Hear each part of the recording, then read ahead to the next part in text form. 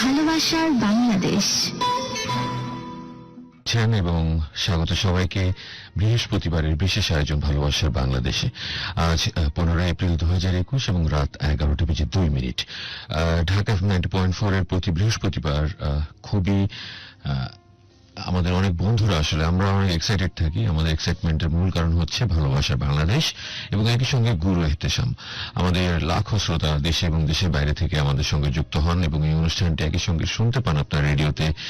এবং আজকে একদম অন্যরকম একটা গল্প আমরা আপনাদের সামনে হাজির করছি এবং এই গল্পে আমাদের পরিবারের যে ধারণা আমাদের মধ্যে রয়েছে, পারিবারিক বন্ধন, এই পারিবারিক বন্ধনের মধ্যে সন্তানের সাথে বাবা মায়ের এবং সন্তানের সাথে বিশেষ করে ভাই বোনের মধ্যে সম্পর্কের কথা উঠে এসেছে, স্বামী স্ত্রীর মধ্যকার সম্পর্কের কথা উঠে এসেছে এবং সন্তানের সাথে পিতামাতা এবং পিতামাতার সাথে সন্তানের সম্পর্কের কথাগুলি উঠে এসেছে। এর মধ্য দিয়ে আমরা আজকের এই গল্পের মধ্যে দিয়ে আমরা যে বিষয়টি নতুন করে হয়তো বা জানতে পারবো, এমন কিছু শুনবো আসলে যে এর আগে শোনা হয়নি। বিশেষ করে স্বামী স্ত্রী সম্পর্কের মধ্যে যে ধরনের সংজ্ঞা বিবাহিত অবিবাহিত যারা আমরা জেনে থাকি, সেই ধরনের সংজ্ঞাকে ভুল প্রমাণ হয়ে যেতে পারে কারো কারো কাছে। আসলে আজকের অতিথি সেটাই আমাদের সঙ্গে শেয়ার করেছেন। আমাদের সবার কাছে সন্তানের সঙ্গে পিতামাতার যে সম্পর্কের বন্ধন অথবা পুরো পরিবার নিয়ে আমাদের যে পারিবারিক বন্ধন, সেটার যে সংজ্ঞা আমরা এতদিন ধরে জেনে এসেছি, সেটাকে ভুল প্রমাণ করে রিয়াদ জানিয়েছে তার অবস্থার কথা। এবং এই গল্পটি শুনবার পর রিয়াদের জন্য আসলে আপনার খারাপই লাগবে, আমার যেটা মনে হয়। চলুন একসাথে আমরা এই গল্পে যাব। তবে চলো আকাশ ছুঁয়ে দেখি, চলো স্বাধীন দেশটারে বুকে বেঁধে রাখি, চলো কারো ভালো লাগায় উচ্ছ্বসিত হই, চলো কারো কষ্টে হাজারি করি, চলো প্রিয়তমার চোখে রাখি চোখ, কানে কানে বলে জান জান জান, আমি তোমাকে অনেক ভালোবাসি। প্রাণের চাইতে প্রিয় মা তুমি, প্রিয়ই মাতৃভূমি, চলো মাকে ভালোবেসে আরেক দফায় মরি। আচ্ছা, কে ডাকে এভাবে ভালোবাসার ফেরিওয়ালা? চলে এসো বন্ধু মাটির টানে, তারুণ্যের জোয়ারে ভাসবে তুমি, ভালো লাগার সুর বাজবে তোমার মনে, আর বাঁধন হারা হব আমি মুক্তির গানে। এটাই তো তোমার দেশ, এটাই তো আমার দেশ, আমাদের ভালোবাসা, আমাদের বাংলাদেশ। পৃথিবীতে যত রকমের সম্পর্ক, যত রকমের ভালোবাসার এই মুহূর্তকাল আছে, প্রত্যেক মানুষই চায় যে দারুণ ভালোবাসা উদ্ভাসিত হোক চারিদিকে।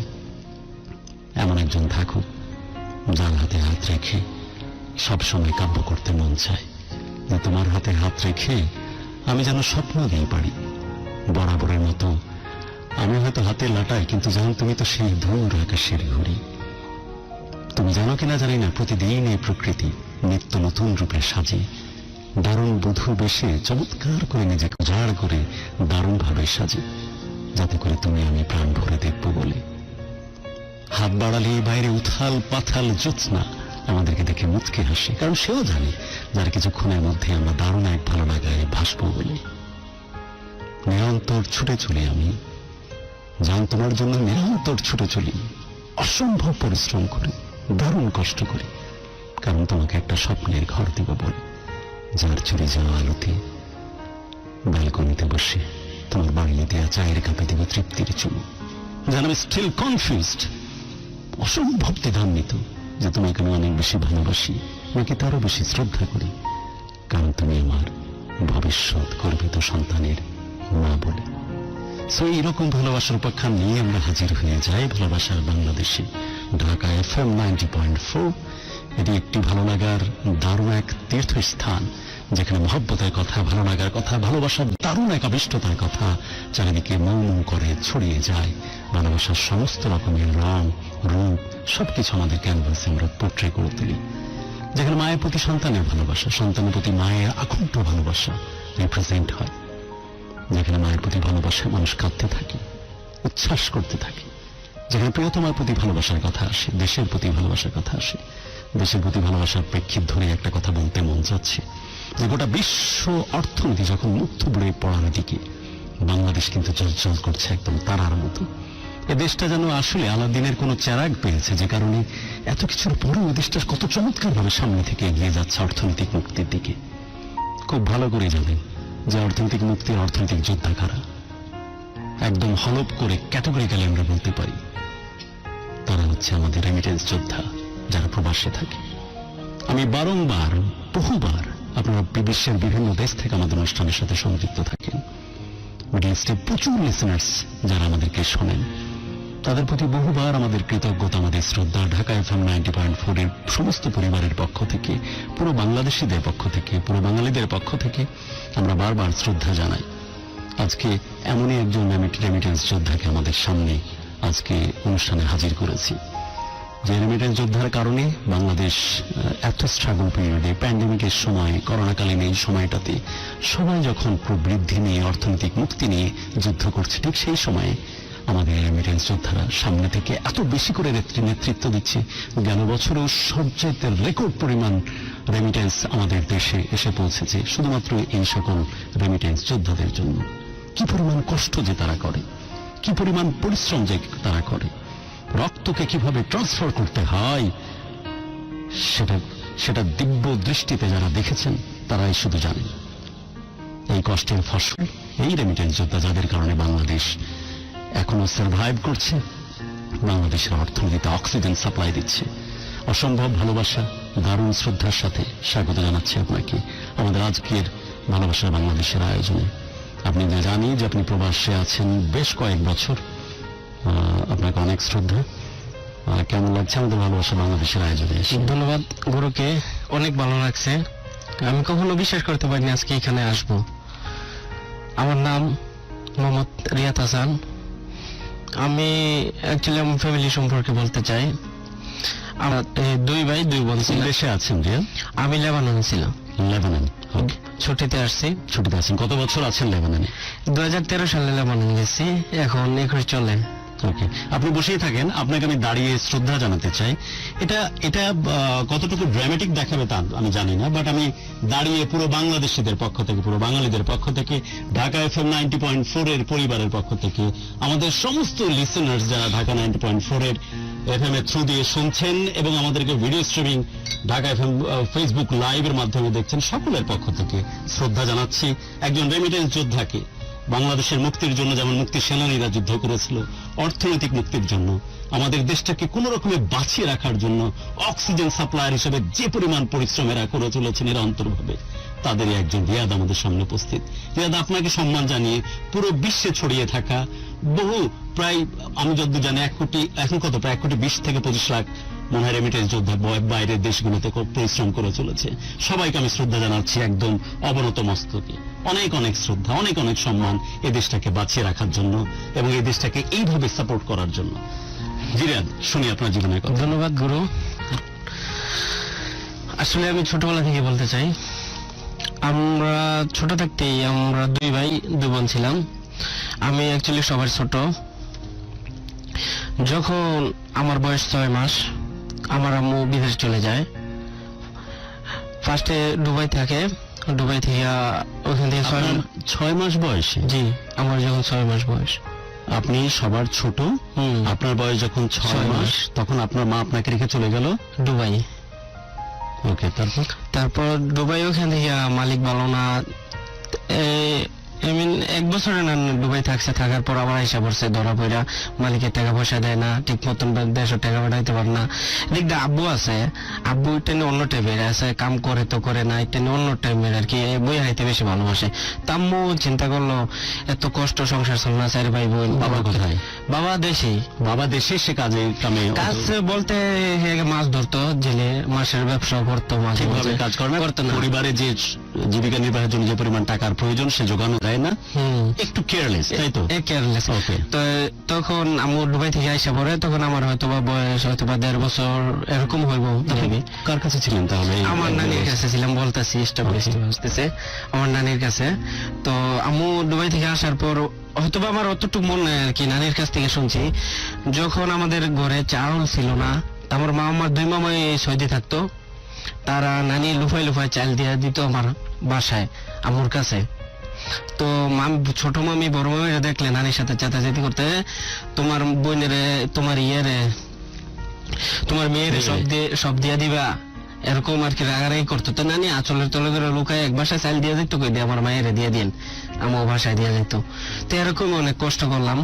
তো যখন আমার বয়স আস্তে আস্তে 3 বছর হলো, তখন আমি শুনতেছি আম্মু বিদেশ যাবো।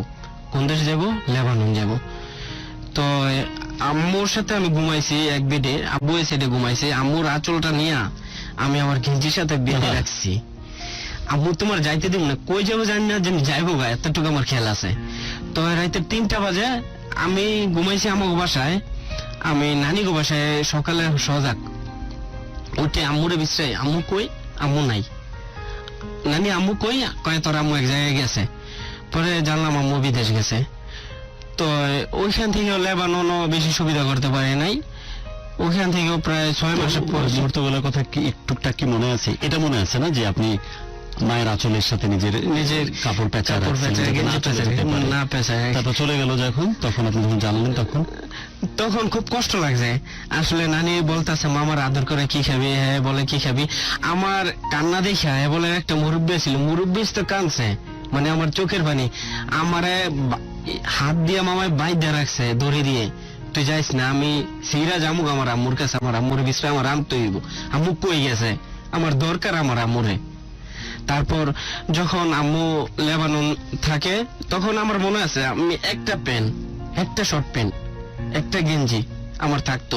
তো ওই প্যান্টের বুক ছিঁড়ে গেছে, আমি তখন এরম করে সব জায়গায় চলতাম, সবসময় একটাই প্যান্ট আর কি মনে আছে যতটুকু, আর একটা গেঞ্জি এরকম করে চলতাম। তো হুকটা লাগানোর তো কেউ নাই, ছিঁড়ে গেছে। আচ্ছা, ওইটা ঠিক কারণে ওইভাবে আপনি চলতেছেন মনে আছে হয়তো বা 2-1 সপ্তাহ। হঠাৎ আম্মু বিদেশ থেকে আইসা বললো কি সমস্যা, বেতন দেয় না, মারধর করে। আবার এই লেবানন থেকে আইসা বললো, তখন আইসা বড় আপু আম্মু বিড়ি বানতো, আগে গ্রামের অঞ্চলে বিড়ি বানতো, আর ওখান থেকে মাসে কিংবা সপ্তাহে কিছু একটা টাকা পাইতো, সংসার টেনে টেনে চলতো। আব্বুও কাজ করতো, হ্যাঁ ভালো লাগে না আর কি, যেমন স্ত্রীও কাজ আর মন বসে না, একদিন করলে আরেকদিন করে না, ওরকম। পরে লাস্ট কইলো মা, আমার নানির বলতেছে মা আমার আর সংসার চলে না, আমারে বিদেশ পাঠায় দাও। এটা 3rd টাইম? হ্যাঁ, 3 নম্বর টাইম। এই সময় মনে হয় হয়তো বা 2004 হইব, লেবানন আবার পাঠাইলো। তো যখন আমি ঘুমাইতেছিলাম, নানির বাসা থেকে গেছে, আমি ঘুমাইতেছিলাম আর কি। বয়স কত তখন? তৃতীয়বার যখন তখন হয়তো বা 5 থেকে 6 সব মনে পড়তেছে? হ্যাঁ, তখন সব মনে পড়তেছে। তো আমি নানি গো বাসায় আমার একদিন আগে আইনা লাইছে মামারা, আর আপনার আম্মু ছিল আমাদের দাদির বাসায়, মানে বেশি দূরত্ব না, 10 মিনিটের রাখ পিস। তো ওই রাস্তায় দিয়ে যাইতে হইব। তা আমি নানির বাসায় ঘুমাইতেছি, তো জানি এবারে একবার ক্লিয়ার আম্মু যাইবো গা আজকে লেবাননে যাইবো। তাই আমার আর এই বাসায় রাখে নাই, আমার বিভিন্ন খানা টানা দিয়া তোর বালা খানা দেবো, নানিরা মামারা নিয়া নানি গো বাসা রাখছে। তো যখন রাস্তা দিয়ে হাইটে যাইতেছি আর কি, তারা যাইতেছে, আমি ঘুমাইতেছি, রাইতে 3টা বাজে হয়েছি, শুনতেছি। আমি কি নানি কে হয়েছে ঘরে? কয় কেউ কিছু না, কেউ হয়েছে ঘরে না। আমি কি না কেটে যেন হয়েছে ঘরে? কয় কেউই না। পরবর্তীতে সকালে শুনি আমার আম্মু বিদেশ চলে গেছে, এটা হচ্ছে 3য়-বার। তখন জানি আমি কান্না, তখন তো এত স্টেবল ছিল রাস্তাঘাটে, ভাঙ্গা চলে, পানি থাকতো, বর্ষাকাল থাকতো। আমি সাঁতার ভাইরা আমি দাদির বাসায় গেছি দূর ভাইরা, আম্মু কই? কয় তোর আম্মু বিদেশ গেছে গা। বিদেশ গেল আমার না কইয়া। তখন আমার মামারা আমার আবার আইনা নানিদের বাসায় রাখছে। তো ওখান থেকে বড় হইতাছি। তো আমরা 4 ভাই বোন। তো আমি সবার ছোট বিদায় নানি আমারে ওই মামারা মামিরা যা দেয় ওখান থেকে আমার অর্ধেক ভাগ করে দিত। আমার নাতিরে আমি খাওয়াবো, খুব কষ্ট লাগে, আমার নাতিরে আমি খাওয়াবো। তো নাতি তো অবাক, নাতি মায়ের ভালোবাসা তো একরকম পাইনি, সবাই আদর করে আমারে। তো আমার ভাই বোনের একদিন আমার মনে আছে, একদিন আমি আমার দাদির বাসায় গেছি, চাই দেখি আমার এক বোন জ্বরে অসুস্থ হয়ে গেছে, নামালো। তো আর এক বোন ডাল ফাঁক করতেছে, আর ভাই মগার টাইমে সরল সোজা, মানে কথা কি কইব, কথা বলতে পারে, সরল সোজা আর কি, আছে না কেমনে চলতে হবে কেমনে কি, এই ধরনের কিছুই বোঝে না। পরবর্তীতে এটা গেল, যাওয়ার পর খুব কষ্ট লাগলো। তো একদিন কুরবানির ঈদ আসছে, ঈদ আসার পরে মামি গোস্ত বাঁচতে আছে, গ্রাম অঞ্চল গোস্ত বাজায়। তো আমি সাইডে বসে লেছি, নানি আর আমি, 2 মামি 2 সাইডে বাঁচতে আছে, মানে আমার খাইতে মন চাইছে, বলতে পারা যাচ্ছে না কিছু, বলতে পারতাছি না। নানি বুঝতে পারছে, আমার মাথা হাত দিয়া কিছু কইছি, তা আমি চুপ করেছিলাম। তো এতই কষ্ট মানে জীবনে আমি ফিল করতে পারছি, মানে এত কষ্ট কেন আমার লাইফে। পরবর্তীতে আম্মু বিদেশ যায়, যাওয়ার পর 2006 আম্মু একটা অ্যাক্সিডেন্ট হয়, 2 তলা তেন পড়ে গেছে। পড়ে যাওয়ার পর এখন অ্যাক্সিডেন্টের চিহ্ন আছে, জানবারে দিকটা একটা রড ডেবে গেছে। তো 1.5 বছর আমাদের সাথে কোনো যোগাযোগ করে নাই, মানে অবাস্তব। হয়তোবা মানুষে বলতে পারে আমি মিথ্যা কথা বলতেছি, আমাদের এলাকা সবাই জানে। তো 1.5 বছর পরে আম্মু হঠাৎ একদিন কল দিছে। 1.5 বছর কোনো যোগাযোগ নাই? কোনো যোগাযোগ নাই। 2006 লাস্টে কইতাছে নানির মোবাইলে কল, সেই 10 মিনিট লাগে মোবাইলের দোকানে যাইতে। কল দিছে, তোমার মেয়ে কল দিছে। আমরা দূর হয়ে গেছি, যাওয়ার পরে মা তুমি কল দাও নাই, এরকম এরকম আমি 1.5 বছর অ্যাক্সিডেন্ট আসিলাম, যে মালিকের আন্ডারে পড়ছি হে মালিকে আমার কোনো যোগাযোগ লয় না, খালি হাসপাতাল নিয়ে ফালাই দিছে, হাসপাতাল। আর কোনো যোগাযোগ লয় নাই, ভয় হয়তো পুলিশ কেস হইব এই ধরনের জন্য আর যোগাযোগ করে নাই। তো আল্লাহরই হুকুম, আমার আম্মু ওইখানে আবার এক নানা আছে আর কি, নানা ডাকছে আর কি। একটা লোক আম্মুরে দেখায় সাক্ষাৎ করতো, মানে গঞ্জবাড়ি, নামটা বলতে যাচ্ছি না। আম্মুরে দেখ সাক্ষাৎ করলো, আম্মুর যত টাকা পয়সা আছে আপনার হসপিটাল বিল এগুলি সব দিত। দেওয়ার পর ওই আরেকটা মুরব্বী আছে, নাম হয়েছে বাড়ি হয়েছে খুলনা, নামুল নাম। তো ওনায় আর ওই লোকটা মিলা এই জিনিসটা হাসপাতালতে না আনছে, আনার পর টুকিটাকি ভাবে কাজকর্ম করতেছে আর কি, নিজে সচ্ছল আস্তে আস্তে সুস্থ হয়েছে। তখনই যুদ্ধ লাগছে 2007-এ, 2007-এ। তো খালি টিভির বাইরে আমরা 8টার, তখন তো বিটিভি ছিল গ্রাম অঞ্চলে, 8টার সময় 8টার খবর হইতো, তখন আমরা পাশের বাসায় বসে থাকতাম। 8টার খবর হয়েছে, কোনো সমস্যা নেই, সে যে বোমা পড়তেছে সুরিয়ার তেনে, এই দেশের তেনে বোমা পালাইতেছে, আর নানি খেলে আল্লুমার লোক শিকার পারতেছে, মুরব্বী মানুষ না। তা আমিও নানির দেহা দিই কান্দি, কই তুমি আইসা ভরো, কই আমি আইসা কি করবো, আমার দেশে নেই শান্তি, আমার বিদেশ নেই শান্তি। তখন খুব খারাপ অবস্থা, ওরা গাছের ওই পাহাড়ি যে পাতা, ওই পাতাও পাওয়া যাচ্ছিল না, এত বেশি কষ্টের সময় ছিল ওই সময়টাতে। এক ধরনের পাতাকে সিদ্ধ করে করে কোন রকমে ওরা খেয়ে তখন দিনাতিপাত করতো। তারপর আপনার মনে করেন তা বলতো তুই আইসা বর দেশে, মা বলতেছে যে তুই, নানি বলছে যে মেয়েকে বলতেছে চলে আয়, এমনি কষ্ট মষ্ট করে দেশে থাক। মা বলতেছে একটা কথা, এমনি অ্যাক্সিডেন্টে 1.5 বছর আসিলাম, আর যুদ্ধে যদি মরে যাইতাম গা, অ্যাক্সিডেন্টে মরে যাইতাম গা, 1.5 বছর যোগাযোগ করি না। এখন যুদ্ধে আমি যাইতাম না, মা যত কষ্ট হোক মরে লাগে যাবো গা, আমার ভোলামের কষ্ট আমার সহ্য হইব না, আমি ভোলামের কষ্ট চাই না, আমি বিদেশে থাকবো। তো আল্লাহর রহমতে সব জায়গায় মানুষজন মারা গেছে, আম্মু ঠিকঠাক মতন আসলে 6 মাস পরে তো স্বাধীনতা ঘোষণা করলো লেবানন। তো ঠিক মতন মোটামুটি একটা ভালো একটা পজিশন গেছে, মাস শেষে 10,000 12,000 করে টাকা দিতেছে।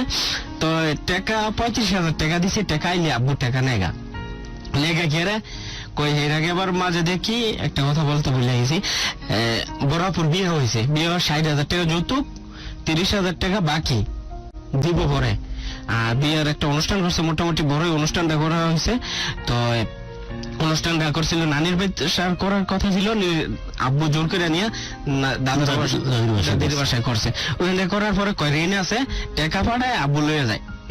তো ঋণের বাহানায় যাই পাঠায় সব টাকা নিয়ে নেয়। তখন আমার নানি বলতেছে, মা তুমি টাকা পাঠা এত কষ্ট করে, তোমার জামাই তো সব লইয়া জায়গা। কয় কি কো মা, আমার এত কষ্টের টেয়া।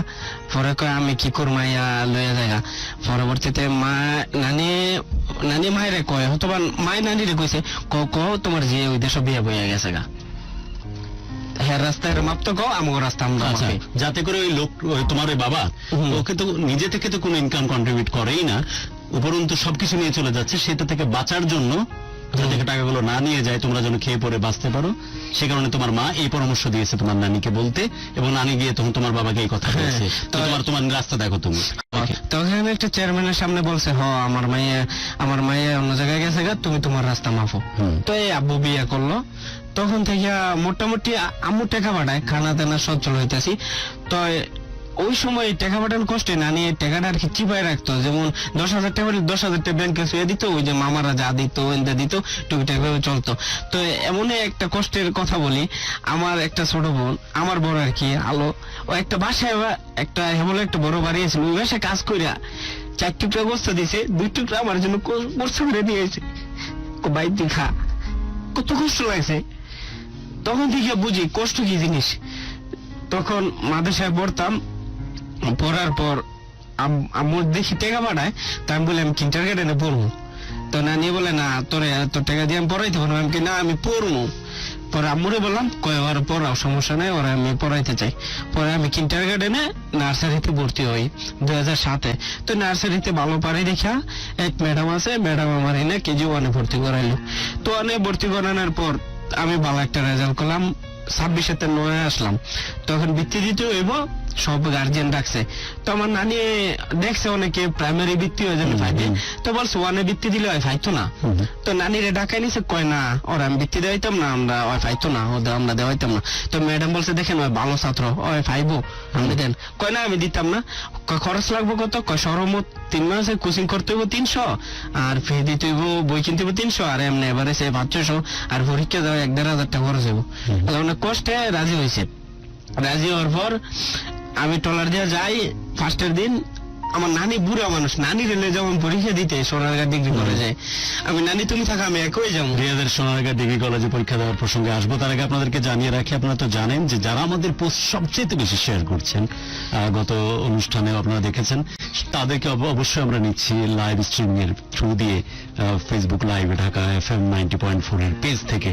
সো এই সুযোগ সবসময় বলবৎ থাকছে। তবে একটা ছোট্ট কারেকশন, আজকের প্রোগ্রাম এবং আগামীকালকে আজকে যিনি সর্বোচ্চ শেয়ার করতেছেন, অর্থাৎ গত প্রোগ্রামে সর্বোচ্চ যিনি শেয়ার করেছিলেন তাকে আজকে আমাদের ভিডিও স্ট্রিমিং এ নেওয়ার কথা ছিল, এবং এই প্রোগ্রামে সর্বোচ্চ যিনি শেয়ার করছেন, এই দুইজনকে একসাথে আমরা আগামী প্রোগ্রামে ভিডিও স্ট্রিমিং এর থ্রু দিয়ে আমরা কানেক্ট করার চেষ্টা করব। সো যত বেশি সংখ্যক আমাদের ভালোবাসার এই গল্প, এই যে দারুণ ভালোবাসার উপাখ্যান, এগুলো ছড়িয়ে দিন মানুষের কাছে।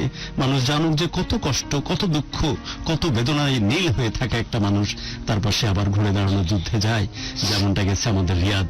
সেই দীর্ঘ বহু বছর মা ছাড়া, দীর্ঘ বহু বছর দেশ ছাড়া। রিয়াদ, তারপরে আপনারা পরীক্ষা দিতে যাচ্ছেন। তখন পরীক্ষা দিতে গেছি, সবারই গার্জেন আছে। তো আমার নানি বুড়া মানুষ, তো ততটা বলতে পারেন, এর মোটামোটা যেমন অটোমেলে চাল বলে এরকম মোটামোটা চাল দিছে আর দুধ দিয়ে দিছে।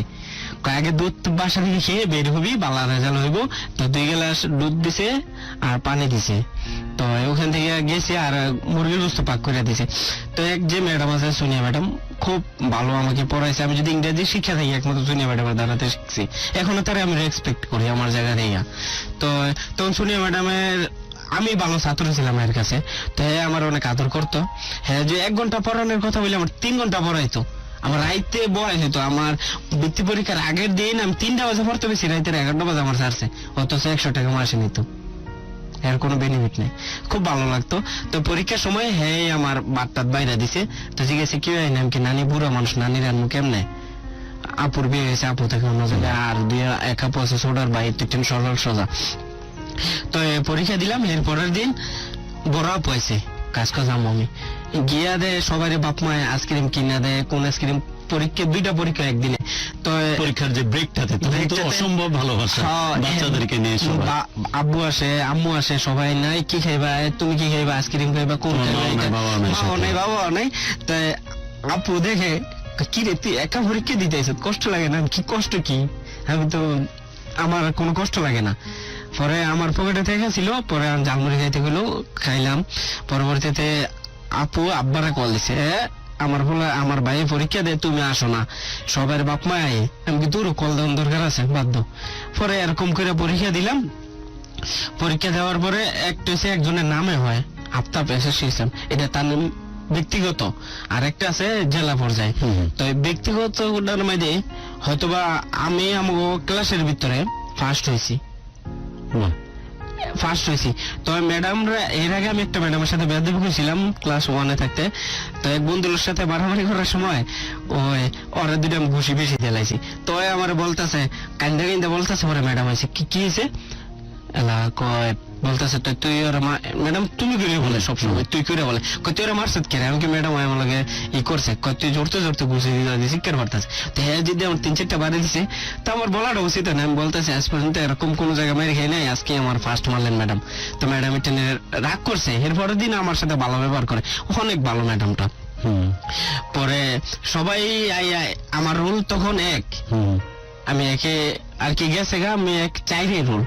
তখন সবাই 1-2-3-এর দিকে একটু বেশি সাপোর্ট দিতেছে। অথচ আমার রুল 4, আমার কোনো কেয়ার কোনো। একটা ম্যাডামে বলতেছে তুই বেয়াদব, তোর দিয়ে হইব না। আচ্ছা তো 1 2 3 সবার এই দিয়ে করতেছে। তো আল্লাহর হুকুম ওই যে সিঙ্গেলে একজনের নামে যে ভিত্তিটা হয় আমি 1 নাম্বার হই আমার ক্লাসের ভিতরে, তারা কেউ ভিত্তি পায়নি।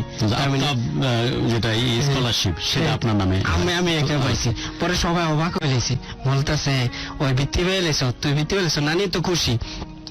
পরবর্তীতে আর ওইটাও পাইছি, ওইটা প্লাস হয়েছে, এইটাও প্লাস হয়েছি। পরবর্তীতে যখন 1,500 না 1,000 টাকা দিল নানির কাছে দিলাম, কি নানি ভিত্তি পেয়েছে, আমার সার্টিফিকেটটা দেখো। মা কি বললো যখন ফোনের সময়? মা তখন লেবানন, রাইট? হ্যাঁ লেবানন।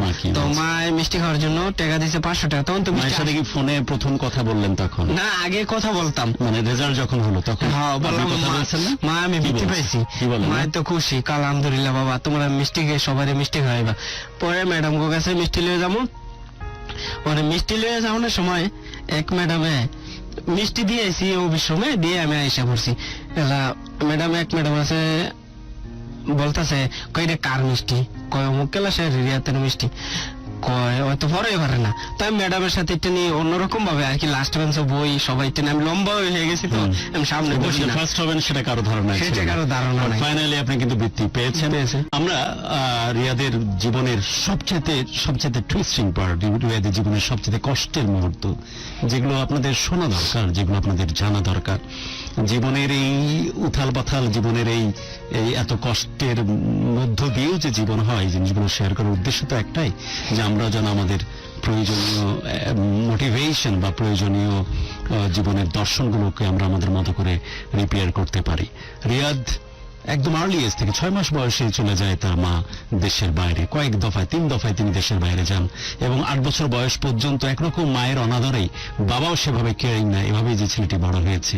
ফাইনালি ছেলেটি স্কলারশিপ পাওয়া এবং তারপরের যে কষ্টের জীবন, তারপরের যে অসম্ভব রকমের দুঃখের জীবন তার জন্য ওয়েট করতেছে, সেই জীবনের গল্প নিয়ে আমরা ফিরে আসতেছি। সামান্য একটা বিরতি, একদম ছোট্ট বিরতি। প্লিজ আমাদের সাথেই থাকুন। আপনারা আছেন ঢাকা FM 90.4 ভালোবাসার বাংলাদেশের আজকের আয়োজনে। আমি আবারও বলছি যে আপনারা যারা সর্বোচ্চ শেয়ার করতেছেন আজকের প্রোগ্রামে, সেই শেয়ার যিনি করতেছেন সেই ব্যক্তিকে এবং গত প্রোগ্রামে সর্বোচ্চ যিনি শেয়ার করেছেন, দুইজনকে আমরা ভিডিও স্ট্রিমিং এর থ্রু দিয়ে সামনে প্রোগ্রামে হাজির করব। সো বেশি বেশি করে শেয়ার করুন এবং আমাদের এই ভালোবাসার গল্প কথা পৌঁছে দিন মানুষের কাছে। আমাদের সাথে আছেন রেমিটেন্স যোদ্ধা রিয়াদ, তার জীবনের একদম অসম্ভব কষ্টের নীল হওয়া গল্পগুলো কিছুক্ষণের মধ্যেই আমরা একটা বিরতি, ফিরে আসছি, ফিরে এসে শুনবো। ভালোবাসার বাংলাদেশ। এরপর আপনারা আছেন আমাদের সাথে ভালোবাসার বাংলাদেশ ঢাকা FM 90.4 এর আজকের আয়োজনে। এই স্টুডিও অনেক বেশি কৃতজ্ঞ, কারণ 1-2 দিন না, 1-2 মাস না, বছরের পর বছর কি মহব্বতে, কি যত্ন করে ভালোবেসে রেখেছেন এবং চমৎকার একটা কানেক্টিভিটি তৈরি করে রেখেছেন আমাদের সাথে আপনাদের। স্পেশালি ঢাকা FM 90.4 এর ফ্রিকোয়েন্সি থ্রু দিয়ে পুরো বাংলাদেশ তো বটে, স্পেশালি ঢাকা FM 90.4 এর ফেসবুক স্ট্রিমিং এর থ্রু দিয়ে পুরো ওয়ার্ল্ড থেকে আমাদের সাথে কানেক্টেড থাকেন। আমরা বারবার শ্রদ্ধা জানাই, শ্রদ্ধায় মাথা অবনত হয়ে যায় সেই মানুষগুলোর জন্য, যে মানুষগুলো আমাদের অক্সিজেন সাপ্লায়ার, ইকোনমিক্সের, অর্থনীতির, যে অর্থনীতির রেমিটেন্স যোদ্ধা হিসেবে তারা কি পরিমাণ যে কষ্ট করে, যেটি বলবার ভাষা আমাদের জানা নাই। কিন্তু ভাগ্যে সেই রেমিটেন্স যোদ্ধারা বিদেশ বিভুঁয়ে প্রবাসী থেকে এই পরিমাণ কষ্ট আমাদের জন্য করেন বিধায় বাংলাদেশের অর্থনীতি দিনকে দিন আসলে একটা স্বনির্ভর অর্থনীতির দিকে যাচ্ছে। তাদেরই একজন আমাদের সাথে উপস্থিত, রিয়াদ, যিনি একজন রেমিটেন্স যোদ্ধা, ছুটিতে এসেছেন, আবার ফিরে যাবেন লেবানন। তার প্রাককালে তার জীবনের কথা শুনতে বসেছি, শুনছিলাম যে কি পরিমাণ কষ্টের ভেতর দিয়ে বড় হয়েছেন তিনি।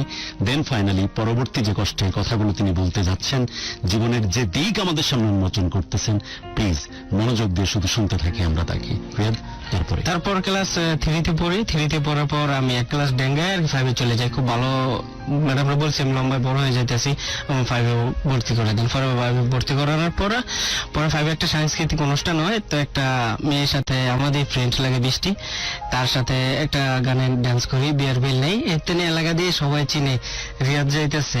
মানে কখন দেখি না আত্ম বলবো এটা রিয়াদ, মানে সবাই এলাকা দিয়ে সবাই চিনে গেছে স্টেজের পারফরমেন্সের সাথে। এর বিয়ের বেল নাই, বিয়ের বেল নেই, সারা জীবন পড়ছিল নিয়ে টাই পড়ো নাই, এই গানে রিয়াদ বিখ্যাত হয়ে যায়। তারপর ক্লাস 7-এ যখন উঠি তখন বড় ভাই আবার বিদেশ নিয়েছে গামু, এই 6-এ থাকতে লেবাননে ছিলাম কষ্ট করে। আর বড় বোনের জামাইরে বিদেশ পাঠাই দিছে আম্মু, ওই টাকা দিয়ে মালয়েশিয়া পাঠাইছে 4 লাখ টাকা দিয়ে, নিজে টাকা দিছে সব। তো মোটামুটি ভালো একটা পজিশনে ভাই টাকা পাঠায়, আমিও ফোরটান্টি হয়ে গেছি গা। আমার যখন টাকা চাইতাম তখনই টাকা দিত, এখন আর ইজি ভাবে চলাফেরা করতেছি। তো যখন সামনে উঠি আমি বলি হ্যাঁ অমুক বাড়ি সবাই বিদেশ যাইতেছে, আমি বিদেশ যাবো। পরবর্তীতে ভাই বড় লোক হইব, আমি বড় লোক হইতাম না। ভাই একা বড় লোক, ভাইয়ের অ্যাকাউন্টে টাকা থাকবো, আমার অ্যাকাউন্টে টাকা থাকবো না, আমি বিদেশ যাবো, আমি পড়ালেখা করতাম না। পড়ালেখা বাদ দিয়ে গেলাম একদিন নারায়ণগঞ্জ গিয়ে ঘুমাইলাম এক ফ্রেন্ডের বাসায়। মানে তখন বোঝা যায় বস্তির জীবন কিরকম, চা বেছে আর সাইডে ঘুমায়। ওই নিজে রাস্তা লাগে ঘুমায় ওর বেডটা মারা দিছে। তখন বোঝা যায় কি কষ্ট মানুষের জীবন, আরো মনে কিছু আছে লাইফে। তখন থেকে আমি কইলাম আম্মু বিদেশ যাবো। বিদেশ যাওয়া নেশা, হ্যাঁ বিদেশ যাবো, চলে গেছে, বড় ভাই চলে গেছে, মা তো আছে, যাইতে হইব টাকা কামাইতে। তো সামনে থাকতে পাসপোর্ট করাইলো। পাসপোর্ট করানোর সময় আমি হাইড করছি, কেউ বলি না বন্ধু বান্ধব। তো পাসপোর্ট করানোর সময় লম্বা সিরিয়াল, সকাল আমার বলছে 7টা বাজে যাইতে, আমি 9টা বাজে গেছি, গিয়ে লম্বা সিরিয়াল। পরে উত্তর দিয়ে ঢুকিয়ে গেছি গিয়ে একজনের ফিসে দিয়া, যখন চিকন ছিলাম ঢুকে যাওয়ার পরে লগে লগে ভুটটা পাসপোর্টটা একদিনে করে বসছি, 1.5 ঘন্টা 1 টাকা দিয়ে। এরপরে গিয়ে পাসপোর্টটা একদিনে করছি। করার পর এইটা উঠি, ওই টেটের ফর্ম ফিল আপ করি। আর জানি কেউ জান না জানি আমি বিদেশ যাবো। তা আমি নামাজ টামাজ পড়তাছি, পরে বলতেছে কয় কি তুই নামাজ পড়তাছ, থেকে তোর কি বিষয় পড়ছে, কি তোর বেটা বিষয় নেই। কয় বুঝছি বন্ধু বান্ধব বলতেছে বুঝছি তুই বিদেশ যাবি। তো আল্লাহর রহমতে বিষয় আইলো, হঠাৎ কল দিল, রিয়াদ তোর বিষয় আইছে, তো তুই ঢাকা গিয়া ফিঙ্গারপ্রিন্ট সবকিছু দিয়ে। তো ফিঙ্গারপ্রিন্ট দিতে গেলাম, দিয়ে বললাম সুন্দর মতন আল্লাহর রহমতে। যাওয়ার পরে শুনি আমার বড় এক আপু, ওই আপু একটা ছেলের সাথে চলে গেছে। তো ছেলেটা অবশ্যই ভালো, এখন সোহেল ভাই তো মাইক একটা লোক, আর 2টা মেয়ে আছে আর বড় আপু আছে। তো আমি যখন বিদেশ যাই, বিদেশ যাওয়ার পর 26শে মে 2013 এটা থাকতে বিদেশ গেলাম। তো যখন বাংলাদেশ এয়ারপোর্টটা বিমানবন্দরটা যখন ক্রস করবো, তখন বুকে একটা চাপ দিছে। বন্ধু বান্ধব আইছে, বন্ধুর বোন আইছে, বড় আপু গেছে, বড় আপুর নন আসে গেছে, আর অনেকে গেছে, 10 জন আগুয়ে দিতে গেছে। আমার খুব কষ্ট লাগতেছে, মন রাখে পাসপোর্টটা ছিঁড়া আমি যাইগা, আমার বিদেশ যাবো না, আমার ভালো লাগে না। আবার চিন্তা করি মায়ের আমি 12 বছর পরে দেখুন, মায়ের দেশে আসে না। আচ্ছা, সেই যে উনি গেলেন, ওই যে 2005 বছর বয়সে গেলেন, কয় বছর বয়সে গেল? এই 5 বছর, 4 বছর বয়স, 2005-এ সাইরে গেছে। 12 বছর পর, 1 যুগ পর মাকে দেখতে পাবে, এই টান একদিকে, আর একদিকে আমার দেশ ছেড়ে যাচ্ছে, ফাইটটা যাইতেছে। পরবর্তীতে যখন ইমার্গেশন দিল, আমার কথাই তোর চুল ঠিক কর, আমি ঠিক করলাম। কত ছোট মানুষ বিদেশ গিয়ে কি করবি? ও আচ্ছা, ওখানে ইমিগ্রেশন। আমার আম্মু আছে, আমার আম্মুর কাছে যাবো। পরে আর কিছু কয় নাই, সিল দিয়ে গেল গা। তো দুলাভাই কাছে ঠিক মতন গেছে মালয়েশিয়াতে, নাম কি ভাই ঠিক মতন গেছি। বিমান থেকে নামলাম, গিয়া দুবাই গেলাম। ফার্স্ট টাইম বিমানে ওঠা? ফার্স্ট টাইম উঠলাম, ভালো লাগতেছে, ঘুমিয়েও করছি, বিমানে আমি চলতে পারি না। তখন দুবাই নামলাম, নামানোর পরে দেন ব্যাক করলাম লেবানন পাড়া দিলাম। আর ওই যে একটা নানা বলছিলাম আর কি, আম্মুর অসুস্থ ছিল, পরে আম্মুর টেক কেয়ার করছে, হ্যাঁ আমার এয়ারপোর্ট রিসিভ করতে আইছে, আর ওই দেশের একটা মানুষ হয়েছে। তো আমি নানারে পাও দিলে সালাম করলাম, ওই লোকটা বলতেছে, ওই দেশি লেবানিজ আর কি, বলতেছে তুই তোর পাও দল লাগিয়ে রে, কয়টা আমাদের কালচার তুই বুঝবি না, ওর আরবিতে কইতেছে। তো গেলাম, যাওয়ার পরে হ্যাঁ বললো রুম একটা মেয়ে আর একটা ছেলে থাকতেছে। তো আম্মু ভাই আর আমি থাকতেছি। তো আমি আম্মুরে জিজ্ঞাসা, আম্মু হ্যাঁ রাখি স্বামী স্ত্রী? কত বুঝদি না, তোর বয়স হলে তুই বুঝবি। হে সাইড এরকম থাকতেছে, আমি কি হেরা কারা, কত বুঝদি না, তোর এত বয়স দরকার নেই। একটা না 21 দিন যে জায়গায় যাই কাজের লিগে, মাকে দেখে প্রথম, মাকে দেখে 12 বছর পর হেরা জিনিসটা কি, তো ঘরে ছিল, হ্যাঁ বলার একটা মহিলা বলতেছে, হ্যাঁ রে দাঁড়া করামু, তুমি ফিসে থাকবা, মায়েরা দেব না। আচ্ছা, তাই বলতেছে চিনবো না যে আপনার অবস্থা তো তখন সেই রকম, যতদিন পর 1 যুগ পর মাকে দেখতে যাচ্ছে। মাকে দেখতে যাই, তোমার চিন্তা না, তোমার তুমি সাইডে থাকো, আমি যাই সামনে। খালা আমার সামনে গিয়া কয়, আমি তোর মা। ফাও দিয়ে সালাম করে না আমি আমার মা না, আমার মায় আছে কই জানি। পরে কদ্দুর বানাইছে, পরে মায়ের জাবুটা ধরলাম। পরবর্তীতে মায়ে কান্না করছে, আমিও কান্না করছি। কান্না করার পরে যা গোসল করে ফ্রেশ হইলাম। তো এরম বড় বড় মুরগির গোস্ত 4-5 টুকরা দিলাম, কি বাংলাদেশে 2 টুকরা মুরগি গোস্ত দিলে কেন আমার, এই 4-5 টুকরা এলাম। 2 টুকরা আমি কি এত বেশি দেও কেন, কম দাও, কারে বেটা খাইতে থাক। ওরা 4টা-5টা ডিম দিল, খাওয়া দাওয়া করে ঘুমাইলাম। এর পরের দিন উঠলাম, ওইটা এক জায়গায় কাজে লেগে গেল। তো তো যখন তেলের পাম্প কাজের লেগে দিছে, গাড়িটা সাফ করতে একটা পানির একটা ফায়ারিং আছে, এটা আমার ফাইল জামানি করে মিশরে একটা বেড়ায়, তুমি এটা ধরো, পরে পানিটা ছাড়ছে, আমি 2 হাত উচ্চে গেছি, এরকম স্পিরিট পানি, মানে ওইটা রাখতে পারি না। পরে কইতাছে দেখ এটা ছোট, তুই ওরে আয়ন সুত কেরে, ওরে দুধ খাওয়াই যা, মায়ের কইতাছে করে দুধ খাওয়াই যা, ভিতর ভিতরে খাওয়াই যা। পরে আম্মু কইতাছে তুই ছোট বলো বিদেশালি সুরিয়া গুনান দেওয়া যায়, তেন গালিতেছে, নানিরে কল দে, তুমি বিদেশ দিয়ে দিলা তোমার নাতিরে, কিল্লি গে দিলা, তেন এরকম করতে করতে 21 দিন বই দেওয়ার পর একটা শপিং মলে কাজ করলাম, 11 দিন কাজ করলাম। কাজ করার পর মানে বাচ্চা ছেলে দেখে কেউ কাজে নিচ্ছে, কাজের 21 দিন পর ফাইনালি একটা দোকান। এর আবার 11 দিন করছি, করার পর একটা সুপার মার্কেট আছে, যে মার্কেটটা আমি এখন বর্তমানে করতেছি, এই মার্কেটে আপনার $1000 দিতে হয়েছে অগ্রিম, দিলে আমার ঢুকাইবো। পরে এটা সিকিউরিটি আর কি, ব্যাংক সিকিউরিটি, এটা তারা খায় না। তো দেওয়ানোর পর ওই জায়গায় ঢুকলাম। ঢুকানোর পর আমি তো কোনো সময় কাজ করি নাই, টলি ঠেলি মাল ভরে গাড়ির মধ্যে নিয়ে যাই, টলি ঠেলি, আর খুব কষ্ট লাগে। এই কাজ করে মানুষ বিদেশে আয়া, এত কষ্টের কাজ। কেউ টয়লেট পরিষ্কার করে, অনেকে বিদেশ গেলে মনে করে বিদেশে তেন টাকা চায়, বলে ভাই আমার 10,000 টাকা দে, দোস্ত আমার 20,000 টাকা দে, মানে টাকাটা করতে আসে। সব আমরা ভালো কাজ করি তা না, অনেকেই 80% মানুষই টয়লেট পরিষ্কার করে, বিদেশ যে কোনো দেশে টয়লেট পরিষ্কার করে।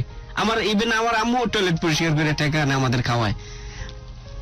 তারপর কাজ করতেছি, ভালো লাগতেছে। তো 13 সালে হঠাৎ একটা এই রূপগঞ্জের একটা মেয়ে একটা রং নাম্বারে কল দিল। তো মেয়েটা দেশে থাকে, থাকার পর বলতেছে ভাইয়া আপনার একটা ছবি দেন, আপনি তো নারায়ণগঞ্জে আর আমার বাড়ি হচ্ছে রূপগঞ্জে একই, আমি কি ওই ভাইয়া ছবি দেবো? তো আমার এক ফ্রেন্ডের সাথে ছবি দিছি, ভাই আমরা একটা সিঙ্গেল ছবি দেন। এ সময় বাইবার ছিল, নতুন বাড়িছে, তো সিঙ্গেল ছবি দিলাম। দেওয়ার পর পরে কথাবার্তা বলতে বলতে তার সাথে আমার 3 বছরের পরে এমনকি গার্মেন্টসে জব করে। আচ্ছা, আমার বয়স যখন 18, তার বয়স 22, 4 বছরের গ্যাপ, তে গার্মেন্টসে জব করে। তো তার সাথে কথা আমি দেশও 2-1টা প্রেম করছি, অনেক মেয়ে ভালো মেয়েও ঘুরে এরকম। তো তাই গার্মেন্টসে কাজ করে, হয়তো বা এক মামার সাথে, মামাকে কথা কইলে কি সমস্যা, কথা কইতেছি বালা মন্দ, তো মেয়েটা খালি কান দেয়। আমি কি কান্দো গিয়ে রে, কয় আমার দেশে একটা বিয়ে হয়েছে, আমরা খুব কষ্টে ছিলাম, আমার দেশে বিয়ে হয়েছে, আমার স্বামী জহমত খেলে, আমি বিদেশে পড়ছি। পরে মেয়েটা কথা কইতেছি মায়ে খালি কান্দে। বিদেশ বলতে কি সেও কি লেবানন? সে লেবানন। পরে তার সাথে সে নিজে থেকে বলছিল আমার আগে একটা বিয়ে হয়েছে, তো তার সাথে কান্দতেছে খালি। পরে আমি কি কান্দো কি রে, পরে আমার একটা কষ্ট আছে, বিদেশ বিয়ে, এই বাংলাদেশও বিয়ে হয়েছে, এনতেন। তো তার কথা কইতে কইতে আমার একটা মায়া জন্মায় গেল গা। আমি যা জীবনে যত মেয়ে গুরুক, আমি ওরে একটা নতুন জীবন দিব, আরো একটা নতুন জীবন দিব। আমরা কিন্তু আজকে ফুটবলের সেই রুট গুলো থেকে পাইছি। আমি একটু বইরা ওর বয়স, আমি যে সময় লেঙ্গা থেকে ওই সময় বিদেশ, বাস্তব কথা। তাই আমি কে ওর একটা নতুন জীবন দিব। আমার বয়স সবাই কয়, তো বয়স বন্ধু বান্ধব কয় তোর বয়স 3-4 বছরের বড়, তোর তেন লম্বা, তুই ওর বিয়ে করবি কেন? আমি কি মেয়েটার মনে অনেক কষ্ট, আমি ওর বিয়ে করবো। পরবর্তীতে কথা কইতেছি হঠাৎ আরেকদিন কয় রিয়াদ আমার না একটা কথা আছে। কি কথা? কয় আমি না এই দেশে আরেকটা মেডাল নিয়েছিলাম। বিশ্বাস যাবেন গুরু, আমার মাথার মধ্যে পাথর পড়ছে। কি মেডাল নিয়েছে? তুমি আমার আগে কেউ নাকি রে? তুমি যাহা বলো আমি তা শুনবো, তুমি খেলে আমারে বিয়ে করো, এমন পেন দিতেছে।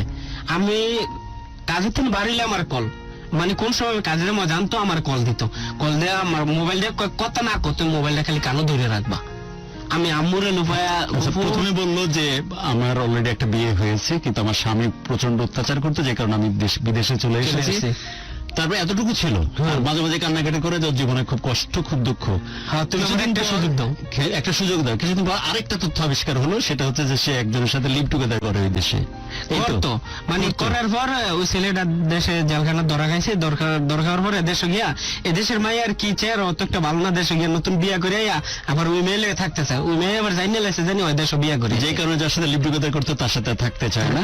কিন্তু তুমি কোনোভাবে যত দোষী করুক, আর যাওয়ার পিছনে যত গল্পই থাকুক, তুমি সবকিছুই ক্ষমা করে দিতে পারছো কারণ ওকে আবেগ দিয়ে লাইছে। আবেগ দিয়ে ফেলেছে। ওকে, মানে তারপরে তে এরকম করতো, মানে তে আমার সাথে সরি, আপনি থেকে তুমি হয়ে যাচ্ছে। আমি চাচ্ছিলাম যে বলেন। পুরো প্রোগ্রাম আমি যেন রিয়াদকে আপনি বলেই সম্বোধন না, করতে চাই। সমস্যা নেই। ওকে রিয়াদ, তারপর তে আমার সাথে ফিজিক্যাল রিলেশনের জন্য তে বাধ্য করতো, মানে কোন জায়গায় দিয়ে এলে তে আমার ই করতো, আমি উৎমাত করতাম না, তে আমার সাথে উৎমাত করতো করোনার লিগে। তো তার সাথে মিশতে মিশতে সবকিছু হয়ে গেছে বিয়ের আগেই। তো তে আমার বাসার সামনে আইতো, আইলে আমার লয়ে যেত তাকে বাসায়, লয়ে এক লগে থাকতাম। আপনার তো অপরাধবোধ কাজ করতো নাকি যে বিয়ের আগে এটা করা ঠিক হবে না বা কিছু? হয়তো বা আবেগ দিয়ে লাইছি, বুঝেন? ওগুলো আর ওগুলো আর চিন্তা ভাবনা আপনাকে ওইভাবে প্রভোগ করতো, আপনাকে পোক করতো যাতে আপনি ওটা ওই তো সময় আম্মু আবার দেখছে, আম্মু শুনে কয় তুই এই কাজটা কি করতেছ? আমি কই না আম্মু, আমি আর বিয়ে করব। কই তোর বড় ভাই বিয়ে কর নাই, তুই বিয়ে করবি কেন? যাই হোক, তারপর পরবর্তীতে আম্মু এটা আপনি মানসিক ভাবে সেট করে রাখছেন যে বিয়ে তোকে করবোই। করবো আমি, আচ্ছা। আমি খারাপ থেকে ভালো করবো। ওর লাইফে দুইটা কষ্ট, ওই আমার জীবনে কষ্ট দিত না, আপনার উদ্দেশ্য ওকে কষ্ট থেকে উদ্ধার করবো। ওই আমার উদ্ধার কোনো কষ্ট দিত না, আমার যা কয় সব শুনবো। খালি কিছু আমার একটা সুযোগ ধরিয়াত, আমার পাওয়াস্তক দূরে কানছে বিয়ের আগে। ওকে, তারপর পরবর্তীতে দেন আম্মু কয় যা ফলা যখন এরম করে, আম্মু বিয়েটা ওইখানের মানুষ দিয়েই করাইছে, বিয়েটা কয় অনুষ্ঠান করে করাইছে। তো এমন কেউ নাই জানি বিয়ের মধ্যে না আইছে, সবাই কইতাছে কি ফিচ্ছি বলাটা কি বড় ভাই বিয়ে করতেছে, মনে 5-6 লাখ টাকা যৌতুক দিছে। গুরু এইখান থেকে আমি বলতাছি, আমি ওরতেন চাইরা না টাকা নেই নাই। তো আপনার সাথে 4 বছর বয়সও বড় তো। সবাই বলতেছে মেয়ে দিয়ে ইস্তা, ছেলে অনবেস্তা, ছেলের বয়স কম, নিয়ে তো 5-6 লাখ টাকা দিয়ে দিতেছে, টাকা বিয়ে করতেছে। এগুলি অনেকে কানাঘটা করে, বন্ধু বান্ধব ইভেন কি যে জায়গায় জব করতে তারাও বলতেছে। অনেকে বলে মেয়েটার বিয়ে করতেছে, গোপনে বলতেছে, আমি তো শুনি। আমি সাইড কেটে থাকি, কি করবো? কিচ্ছু করে না, আমি ওর কষ্টটা আমি সহ্য করতে পারতাছি না, ওর কষ্টটা আমার সহ্য হইতেছে না। তারপর ওর বিয়েটা হওয়ার পরে মানে আম্মু দেশ হইতে হইব, আম্মুর দেশ ভাড়া দিব, দেশ অন্য জায়গায় একটা বাড়ি করছি, দালান উড়াইছি, সেটেল হয়েছি, আম্মুর দেশ ভাড়া দিতে হবো। আম্মুরে দেশ না পাঠাইলে ওই আমার কাছে থাকবো না, ওই দূরে যে জব করে 1 ঘন্টা লাগে যাইতে ওই যায়, ওই যায় তাই আমি তাই আম্মুর লগে আমি যে জব করি, আমার তোর বাইরে যাওয়ার সময় নেই। তবে বলছে তোমার আম্মুরে বাসা থেকে দেশ ভাড়াও, আমি তোমার কাছে থাকবো। তো আম্মুরে বলি আম্মু তুমি যাও, পরবর্তী তো তুমি দেশ গিয়ে বাংলাদেশে আমরা 1,000 টাকা পাঠাবো, 2 ভাই তুমি এটা দিয়ে খাওয়া দাওয়া করো। পরবর্তীতে আম্মু গেল সাবার অফিসে গিয়ে নাম টাম দিয়া বিদেশ গেল, বাংলাদেশ গেল গা, ওই আমার এই জায়গায় আইলো। তো আবার পরে ওই যে ফোলাটার কথা বলছিলাম, গাজীপুর সম্ভবত বাড়ি, ওই ফোলাটার মোবাইলে, ওর মোবাইলে ওই ফোলাটার নাম, যার সাথে লিভ টুগেদার করতো। আচ্ছা, আমি কি এর নাম কি কয়, আমি কইতে পারি না, এটা কেডায় মনে হয় চক্রান্ত করছে। আমি কি না, এটা চক্রান্ত করে নাই, K+S কয় না, এটা শত্রুতা মানি করে আমার সাথে। পরে আমি ডিলিট করলাম। তোরে আউনের আগে কইছি তুমি যে এলাকা থেকে আসছো, সেই এলাকা থেকে আর যাইবা না, তুমি ওই এলাকায় কখনো যাইবা না, এটা আমার তুমি যদি যাও তাহলে আমি তোমার আনবো না। কয় না আমি যাবো না। পরে এই জায়গায় আসলো, আমার এই জায়গায় আসার পর সপ্তাহে 15 দিন একদিন যাইতো, এখন মাসে এখন প্রতি সপ্তাহে যায়। যদি কই তুই যাইস না, ওই তোর তেনে জিগাই যাবো, তুই কে জিগানের, কোন রূপ, তুমি কি বিয়ে করে ফেলেছো? হ্যাঁ, বিয়ে করে। ওখানে যাওয়ার প্রয়োজনটা কি তার? কয় আমি কাজ করি, অথচ তে আমার সাথে খানা পিনা যা আছে সব আমি দেই। আমি গুরু দৈনিক $30 ইনকাম করি, বাংলাদেশে প্রায় 2,000 টাকার উপরে, 60-70,000 টাকা।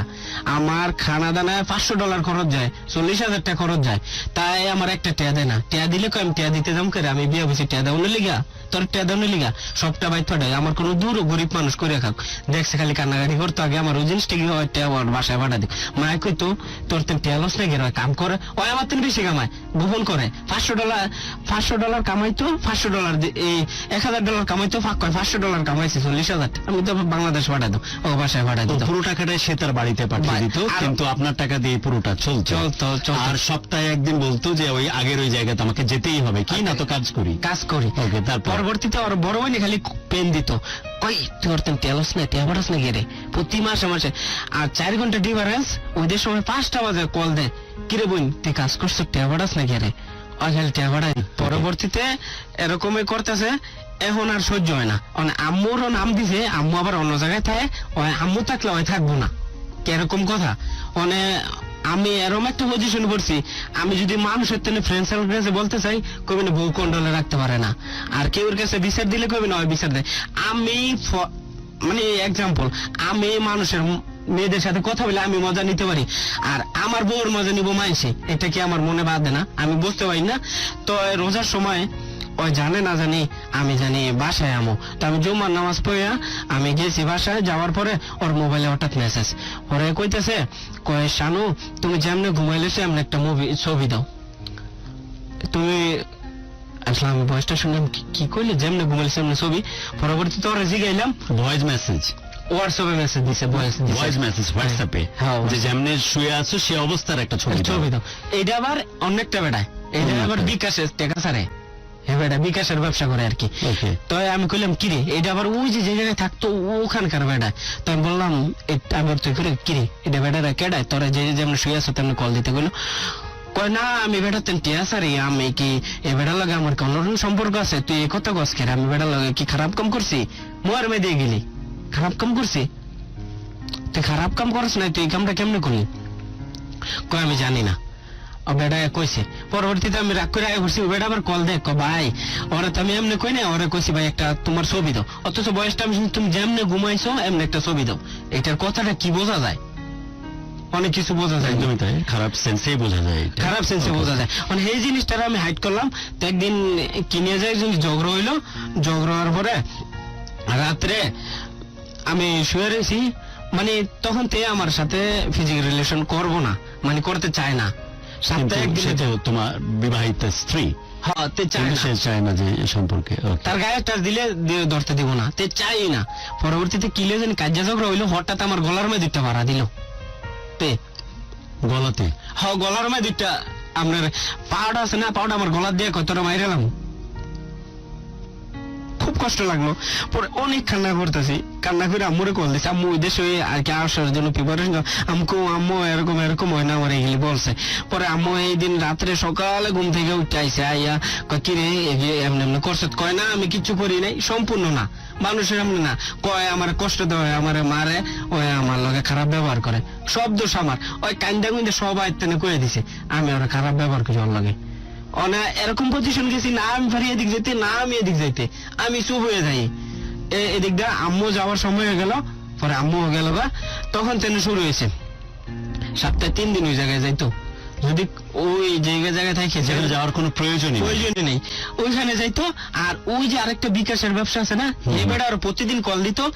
আমি গেলাগা ব্লক ছুটাইতো, আমি এলে আমার আগে ব্লক দিত, আমি আর জানি না। ওর এক খালা আছে, ওর খালাটা একদিন আমার কইতেছে করিয়া তোর একটা কথা আমি কি কয় দেখ রিয়া তো হয় না, একটা ভালো লাগে বেটা লাগে, মোটা একটা বেটা লাগে, ভিডিও গুলো কথা কয়, কইছে রিয়াতে যদি না নেয় তো ওরে দেশ নিব, তো আর কি দেশ বিয়া করবো ওই বেড়া, ওরে দেশে নিব। ওই বেড়া কন্টিনিউ কথা কয়, আমি সেটা ওই মেয়ের খালাই বলে দিল তো, যে ওই একটা মোটা মতো লোক আছে যার সাথে ও বিকাশের যোগাযোগ করে, বিকাশের বিজনেস করে, ও দেশে নিয়ে বিয়ে করবে। হ্যাঁ, তো আমি এক মামি আছে যারা উকিল দেওয়া হয়েছে আমার বিয়ের, তো মামির রান্না বললাম, তো মামির সামনে আবার কান্দন, কয় না ওই আমার কিছু হলেই কান্নাকাটি করে জিনিসগুলোকে ম্যানেজ করে, ওই আমার সাথে মিশা কথা কয়, আমার বদনামি কোন লেগে এরকম করতেছে, খুব কষ্ট লাগে।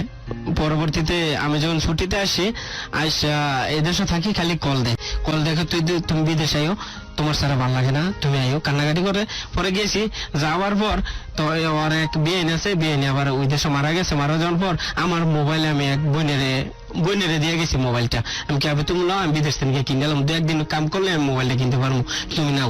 তো নেওয়ার পরে আমি দিয়া ওই দেশে গেছি, আমার এক ফ্রেন্ডের তেনে মোবাইল দিয়েছে, তোর মোবাইলটা দিয়ে আমি হাসপাতাল যাবো, ওর বেন্ডে দেখতে শানুর বেন্ডে। পরে বলতেছে কল নিয়ে লয়ে যা। পরে লইয়া গিয়ে দিই ওর মোবাইলে লাভ রেট পাঠাইছে ইমুতে, ওর লাভ রেট পাঠাইছে ইমুতে। তো পরবর্তীতে আমার কেমন যে লাগতেছে, আমি যখন মাথা ঘুরে পড়ে যাবো অবস্থা।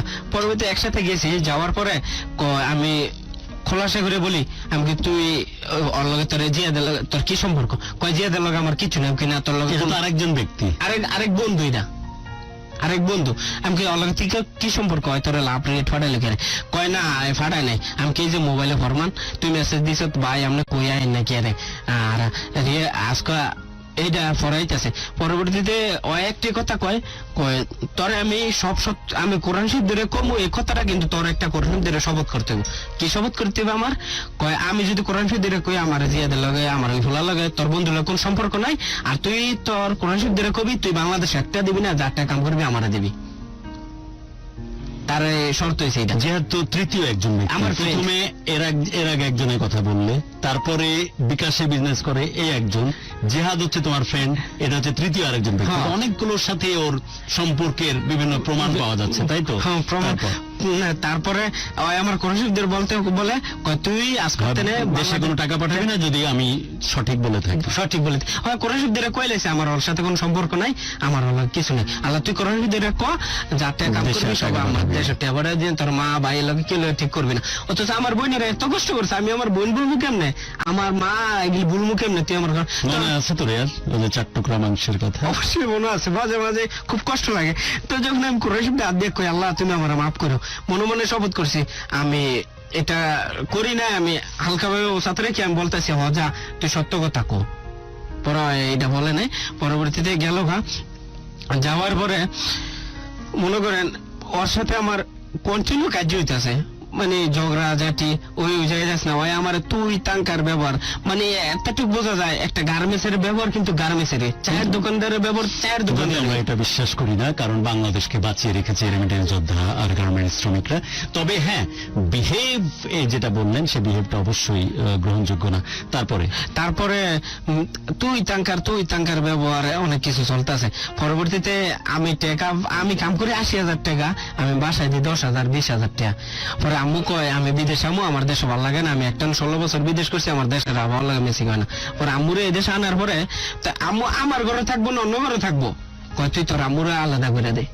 আলাদা করে দিম কে রে, মার কাগজ মার হাজি বাতিল নিয়ে অন্য রুমে দিয়েছে, কয় তুমি এই জায়গায় থাকবা। আমি কিছু কইতে পারি না, কইতে গেলে মানুষজন হন। আমি বিষয় যেমন ওই এলাকার মধ্যে সবাই সম্মান করে, একটা ভালো একটা যেমন এলাকার মধ্যে কিছু হইলে আমার কাছে আমি মানুষের বিচার করতে চাই। আজকের দিনে ওই যদি এগুলি করে আমার সম্মানটা যাবে, আমি চুপ হয়ে থাকি, নীরব হয়ে থাকি। মাঝে মাঝে খালি ভাবে একদিন ফুটবল খেলছি, আমি গোলকিপার দাঁড়াইতাম, তো উপর তারা কি খাই আমার কই দাঁড়াইছে, করবে বড় ভাই আছে কয় কি ওরিয়াত কি হয়েছে, আমাকে ভাই এমন এমন সমস্যা, আমার মায় কয় তুই আমার এই জায়গায় খাবো, কয় তুই তোর মার লগে দেখা করতে পারবি না, আমি আমার মায়ের স্যার কেমনে। ওরা এই জিনিসটা লিয়া বিচারের মতন হয়েছিল। পরবর্তীতে কয় যাক এটা রাগ হইতো না, হ্যাঁ রাগ হইতো না, রাগ হইতো না। তো একদিন আমার আম্মুরে আমি হাড়ি বাতিল কিনে দিয়া আগে বাড়ি গেছি, 8টার সময় বাড়ার কথা, 6টার সময় বাড়াইছি। বাড়ি যাওয়ার পরে বলতেছে কিরে তুই তোর মায়ের কিনে দিতে গেছিলি হাড়ি বাতিল? মায়ের জন্য কিছুই করা যাবে না। হ্যাঁ কিছু করা যাবে না, দেশে কোনো টাকা পাঠানো যাবে না। বাইরে বয়ে লইছি, হঠাৎ মোবাইলে কল। ওরে মাঝে দেয়া আরেকটা ফ্রেন্ড আছে, নাম হয়েছে বিশাল, হিন্দু। তো ওর সাথে নতুন আইছে, ওরা আমি বালা মন্দ এলাকা মোলাকা সব ঘুরাইছি, বাসা বোঝে না, আমি নিজে দেখাইছি কোন জায়গায় কি সাপোর্ট করা লাগে, আমি সব সাপোর্ট দিছি। কোন জায়গায় কি ছিল আমার কত রিয়াত, অসুস্থ হইলে আমার কত রিয়াত আমার এই দিনের, আমি অলাগ বলছি ওই আমার বলছি। তো বাসায় নিছি, ওই দেখ কবাক কিনে দিস তুই বিয়ে করলে এই দেশ কেউ জানে না, তুই থাকতাস কেমনে, এত খানা দানা কোনো হাড়ি বাতিল দেওয়া লাগে না, কষ্ট করা লাগে না, কাপড় চোর দেওয়া লাগে না, এটা ওর মনের ভিতর গাইতে গেছে গা। তো ওই ছেলেটার নাম হয়েছে ব্রাহ্মণবাড়িয়া বাড়ি। তো প্রতিদিন আইতে আমার বাসায় খাওয়া দাওয়া করতো। তো আমি যে খাওয়া দাওয়া করুক, একটা মানুষ খাওয়াইতে পারি। আর রোজার দিনে এলে আমি 150 মানুষ আমার নিজের টাকা দিয়ে আমি সবাই খাওয়াই দিতাম, বাঙালি যা আছে।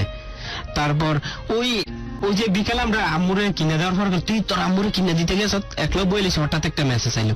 আমি কি রে তোর কেডা মেসেজ দিছে? আমার বাতারে দিছে, আমার বাতারে, তুই বুঝছ না আমার বাতারে মেসেজ দিছে। এমনি ভাষা সবসময় এরকমই, সবসময় এরকম। পরে আমি কেডা কতি না, পরে কইতাম না, জিদ্দে ঘরের ভিতরে গেছে।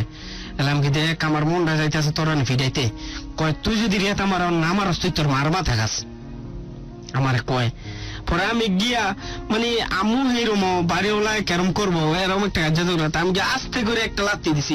মানে আমার মনে আছে, আমি মিথ্যা কথা বলুন না, রাত্রিটা হয়তো লাগছে কিন্তু জোরতে লাগে না, এটা আমি 100 উচ্চা করছি, লগে লগে আমার গেটিতে দেখা দিল, আমার আয়নার সামনে ফালাই দিল। আর এই দিক দেখতে এসর আছে এখনো, এই দাগটা এরম হয়ে লেগেছে যেমন লাগে আমার চাকু দিয়ে কোপ দিছে। তো আমি আয়নার সামনে দিয়ে আমার রক্ত পড়তেছে, আমি ঘরে গিয়ে উঠটা ঘুষাইতেছি, তুই আমার কামটা কি করলি? ঘুষাইতেছি ফট্টর দেওয়া আবার আমার গলা টিপ দিয়ে আমার এনাসার মধ্যে ভয় বললো। পরবর্তীতে এই কাজটার মধ্যে ওর হাতের মধ্যে একটা বেল ছিল, বেল দিয়ে আমার এমন একটা বাড়ি দিছে না, একবার দাগ বয়ে লেছে। পরে আমি এই জিদ দে আমি জায়গার মধ্যে গেলে ঘুষাইছি, ঘুষানোর তেন উঠটা পরবর্তীতে একটা ওর বাবা কইতো আর কি উকিল মা, এর কাছে গিয়া কইতাছে কয় কাম্মা আম্মা আমার না রিয়াতে মারছে, আমি রিয়াতের ভাতার খাইতাম না। পরবর্তীতে বিচার হইব পরের দিন 7টা বাজে। তো মানুষজন কেমন পোল্ডি মারে, দেখ বড় ভাইয়ের কল দিয়ে, ভাই এমন এমন সমস্যা, কালকে তো এরকম বইব। যাও কান্নাকাটি করে সবকিছু ম্যানেজ করে নেয়, ফাইনাল 11 বিচার বসলো, তাই তো? হ্যাঁ, বিচার কি হলো? পরবর্তীতে বড় ভাইয়ের কল দিলাম, বড় ভাইয়ের ভাই এমন এমন কত কি খাইয়া লাইবো, তুই কল দাম লাগবো, মানে হ্যাঁ যেমন একটু পোল্ডি মোল্ডি ভাব। তা আমি যেই জিদ্দার কেউ কল দিলাম খালি একটা ইন্ডিয়ান লোকের, আমি দেখ হিন্দিতে কইলাম, আমি দেখ এরকম সমস্যা, তুই আয় খালি কয় তোর কোন সময় লাগতে, আমার ডেটটা কয় তোর কিচ্ছু লাগবে না। আমি খেতে 8টা 8:30 পরে কয় আমি আর যদি কেউ কল দেনি, বড় ভাইয়ের ব্যবহারটা দেখে আমি নিজে হেরে 1.5 লাখ আমি নিজে জিম্বুয়ে আনিয়ে দিছি। অনেক কিছু করলো না যখন এই বিচার বা এই পরিস্থিতি, মানে যেমন লাগতো ইন্ডিয়ান একজন ফ্রেন্ড ছিল তোমার, যে তারপর আমি কল দিই নাই। ফাইনালি কি সিদ্ধান্ত হলো বিচারে? হ্যাঁ আমি কল দিই নাই, ইন্ডিয়ানের লোকেরাও কল দিই নাই, আমি জিদ্দার কেউ কল দিই। তো আমার এক বাতি কাকা সবাই তো এর ভিক্ষা, তুমি কেউ রে আনো না, সবাই মেয়ের পক্ষে। হ্যাঁ মেয়ের পক্ষে, তুমি দিয়ে কেউ রে আনো না। আমি দূর বেড়া আমি 100 আমার কেউ লাগবে। কি হলো? পরবর্তীতে সবাই বইলো, বোয়ার পরে সমস্ত কাহিনী গিল কইলো। আর আরেকটা কথা আমি ভুলে গেছি, এত টাকা পয়সা দেওয়ার পরও আমার কেউ বিছনা গুছা হারিবে তেল দো খাবার ভাগ কর, খালি গালাগালি করতো নন্দ বাসা। আমি কইতে পারতাম না কি করলাম লাইফে, একা একা গান দিই লাইফে এই জিনিসটা আমি কি করলাম, আমার খুব কষ্ট লাগে। আজকের দিনও আমি একটা ভালো একটা ফ্যামিলি যাইতে পারতাম, ভালো একটা জিনিস বিয়ে করতাম। আমি একজনের কষ্ট লেগে আজকের দিনে নিজে কষ্ট আমি ডেকে আনছি। আজকের দিনে আমার আম্মুরই দেয় না, যে আম্মু আমার কষ্ট করা বড় করছে, হে আম্মুরই দেখতে দেয় না, ওই আমার টাইনে ধরে রায়।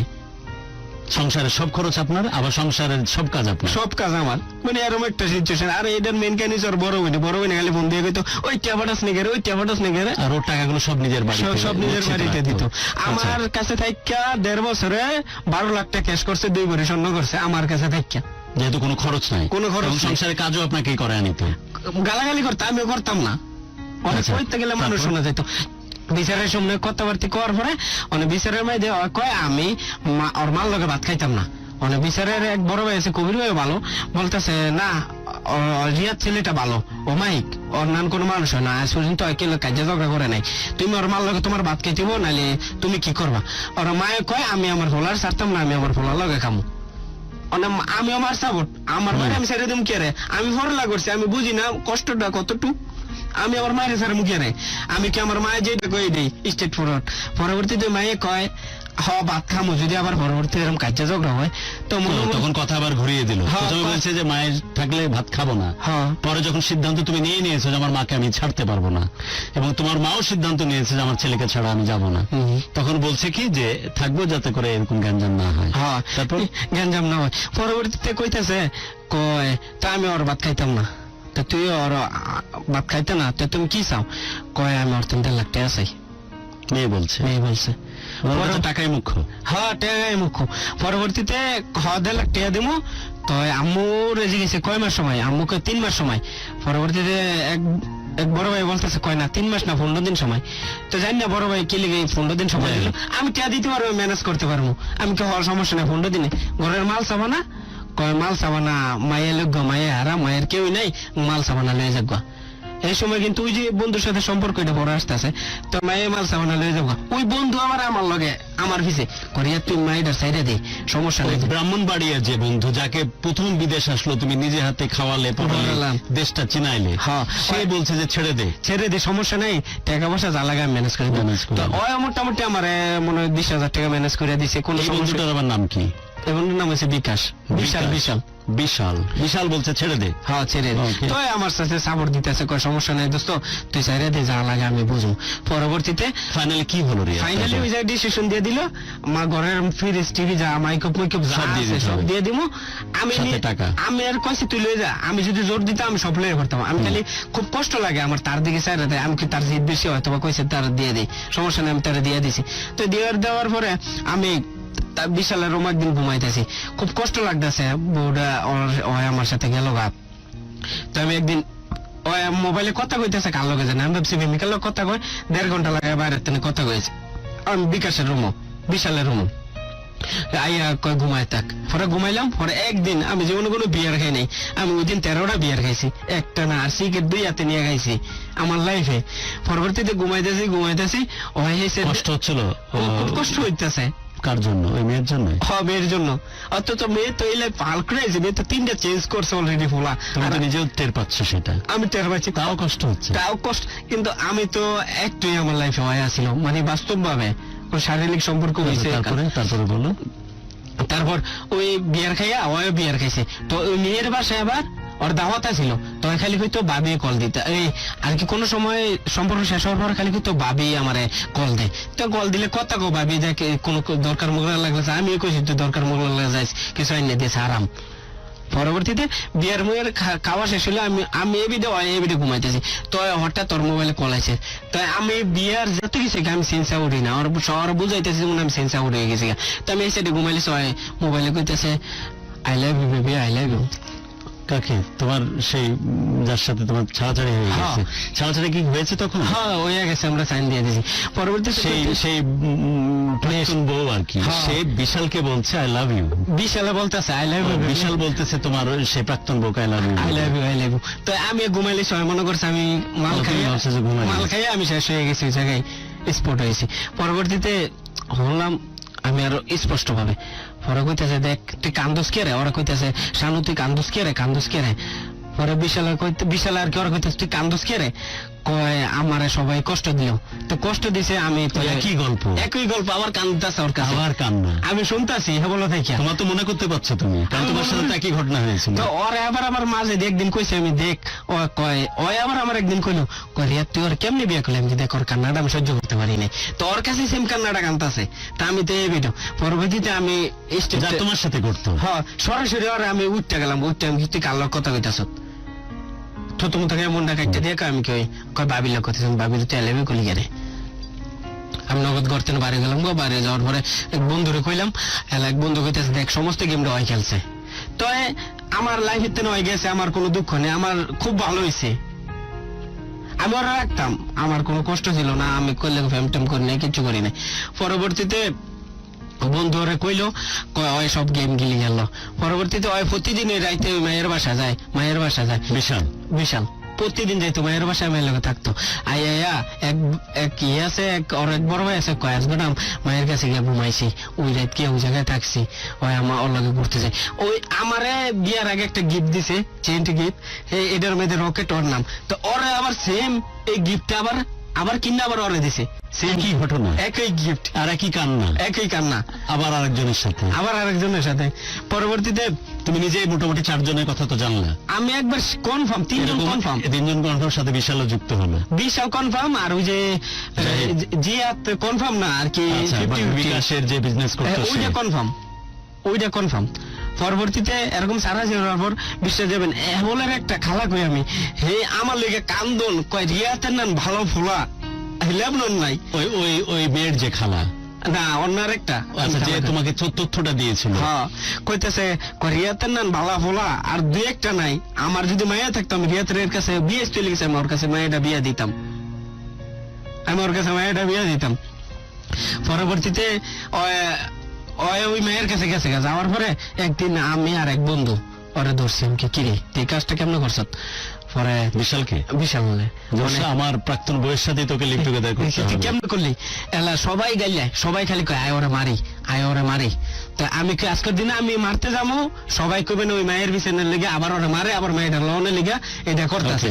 রিয়াদ, আমি আপনার কাছে আসবো, আমি তোমার কাছে আসবো, কিছু কথা তো জানতে চাই। অফকোর্স আপনারা খুব ভালো করেই জানেন আমাদের পারিবারিক বন্ধন, আমাদের সামাজিক বন্ধন, এটা এক্সট্রিমলি ইম্পর্টেন্ট, এবং এখানে লিভ টুগেদারের মতো এরকম জঘন্য জিনিস, ব্যভিচারী জিনিসের কোনো সুযোগ নেই। এবং আমরা অফকোর্স কোন রকমের মদ্যপান সবকিছুকে দারুণভাবে ডিসকারেজ করি এই প্ল্যাটফর্ম থেকে। কিন্তু আমার একটা জিনিস শুধু আপনাদেরকে সাথে নিয়ে, যারা এখন এই মুহূর্তে আমাদের সাথে ফেসবুক স্ট্রিমিং এর থ্রু দিয়ে যুক্ত আছেন, ঢাকা FM 90.4 এর ফেসবুক ফ্যান পেজ, এবং at the same time Dhaka FM 90.4 এর আমাদের এই ফ্রিকোয়েন্সি থ্রু দিয়ে যারা যুক্ত আছেন পুরো বাংলাদেশ এবং পুরো বিশ্ব, আপনাদের সবার কাছে জানতে চাইবো যে এই ছেলেটি যার নাম রিয়াদ, যে আমি তো বারবারই বলছি দেশ এদেশ অর্থনৈতিক মুক্তির জন্য এই ধরনের রেমিটেন্স যোদ্ধাদের যতভাবে কৃতজ্ঞতা জানাক, কোনোভাবে এই কৃতজ্ঞতা জানিয়ে শেষ করতে পারবে না।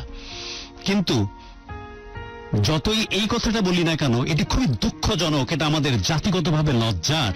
যারা যখন প্লেনে ওঠে, এরা যখন এয়ারপোর্টে নামে, বা এরা যখন ফেরত যায়, এদের সাথে কিন্তু কায়স্থ বা চন্ডালের মতো অ্যাটিটিউড করা হয়। কিন্তু এদের সাথে অ্যাটিটিউডটা হওয়া উচিত ছিল, ব্রাহ্মণ আসছে, অনেক বড় একটা ইম্পর্টেন্ট পার্সন আসছে, আমাদের ঘরের লক্ষ্মী আসতেছে, এদেরকে মাথায় তুলে রাখি। এই ট্রিবিউট, এই সম্মান কিন্তু কোনো জায়গায় কোনোভাবে দেওয়া হয় না। বিশ্বের খুব কম দেশে তাদের এই স্ব এমবেসি থেকে খুব যে সাপোর্ট পায়, এরকম গল্প খুব বেশি শোনা যায় না। সো প্রবাসীদের জন্য একটা ডেডিকেটেড মন্ত্রণালয় আছে, সবকিছু আছে, কিন্তু এই প্রবাসীদেরকে পেট্রোনাইজ করা, প্রবাসীদের সুখে দুঃখে পাশে থাকা, ওদেরকে যে পরিমাণ সম্মানটা জানানো উচিত এই দেশের পক্ষ থেকে, আমরা কিন্তু সব জায়গাতে জাতিগতভাবে এই জিনিসটা দেখাতে পারি না। ইভেন কিছু চন্ডাল আছে যারা তো আরো দু কদম এগিয়ে, তারা আবার বলে যে সবুজ পাসপোর্টের ইজ্জত কমিয়ে দেয় যারা দিনমজুর, যারা শ্রমিক, যারা বিভিন্ন ইসে অড জব করতেছে, তাদের কারণে আমার মতো বিখ্যাত ব্যক্তি যখন প্রবাসে যায় তখন আমরা সম্মান পাই না। ধিক, shame on them। ভাইরে, তুই তো হচ্ছিস আত্মকেন্দ্রিক মানুষ, তোর বিগ পোর্টফোলিও, তুই অ্যারিস্টোক্রেট, না কুচু করে ঘুরিস, তুই শুধু বাঁচিসই তোর জন্য আর তোর পরিবারের 2 বাচ্চা বা তোর বউয়ের জন্য, মাকে বাবাকেও দেখিস বলে মনে হয় না। কিন্তু ভাইরে, এই মানুষগুলো পুরো দেশটাকে বাঁচিয়ে রেখেছে, পুরো বাংলাদেশকে বাঁচিয়ে রেখেছে।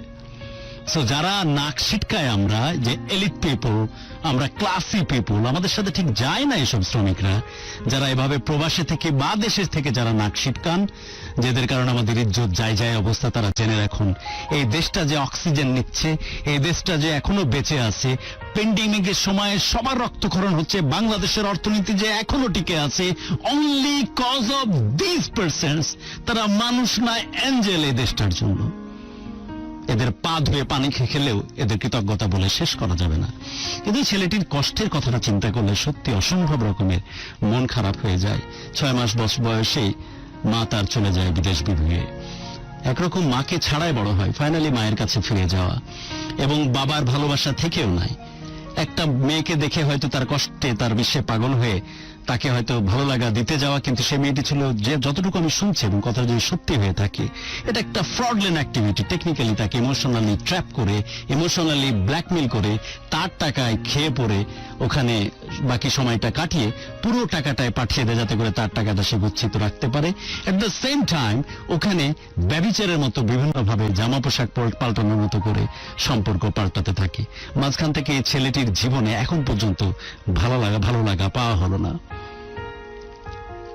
অনুষ্ঠানের শেষের দিকে চলে যাচ্ছি রিয়াদ, এরপরে আমি আরো কিছু শুনবো। তার আগে আপনাদেরকে জানিয়ে রাখি, প্লিজ ডু শেয়ার, অনেক বেশি করে শেয়ার করুন আমাদের এই পোস্টটি, ঢাকা FM 90.4 আজকের ভালোবাসা বাংলাদেশের আজকের এই পোস্ট। যারা সবচেয়ে বেশি শেয়ার করছেন, গত প্রোগ্রামে যিনি শেয়ার করেছেন এবং এই প্রোগ্রামে যিনি শেয়ার করছেন, তাদের দুজনকে সামনে প্রোগ্রামে আমরা ভিডিও স্ট্রিমিং এর থ্রু দিয়ে যোগাযোগ করব। ছোট্ট একটা বিরতি, ফিরে আসছে এখনই, প্লিজ সাথেই থাকুন, আমরা অনুষ্ঠানের একদম শেষের দিকে। ভালোবাসার বাংলাদেশ।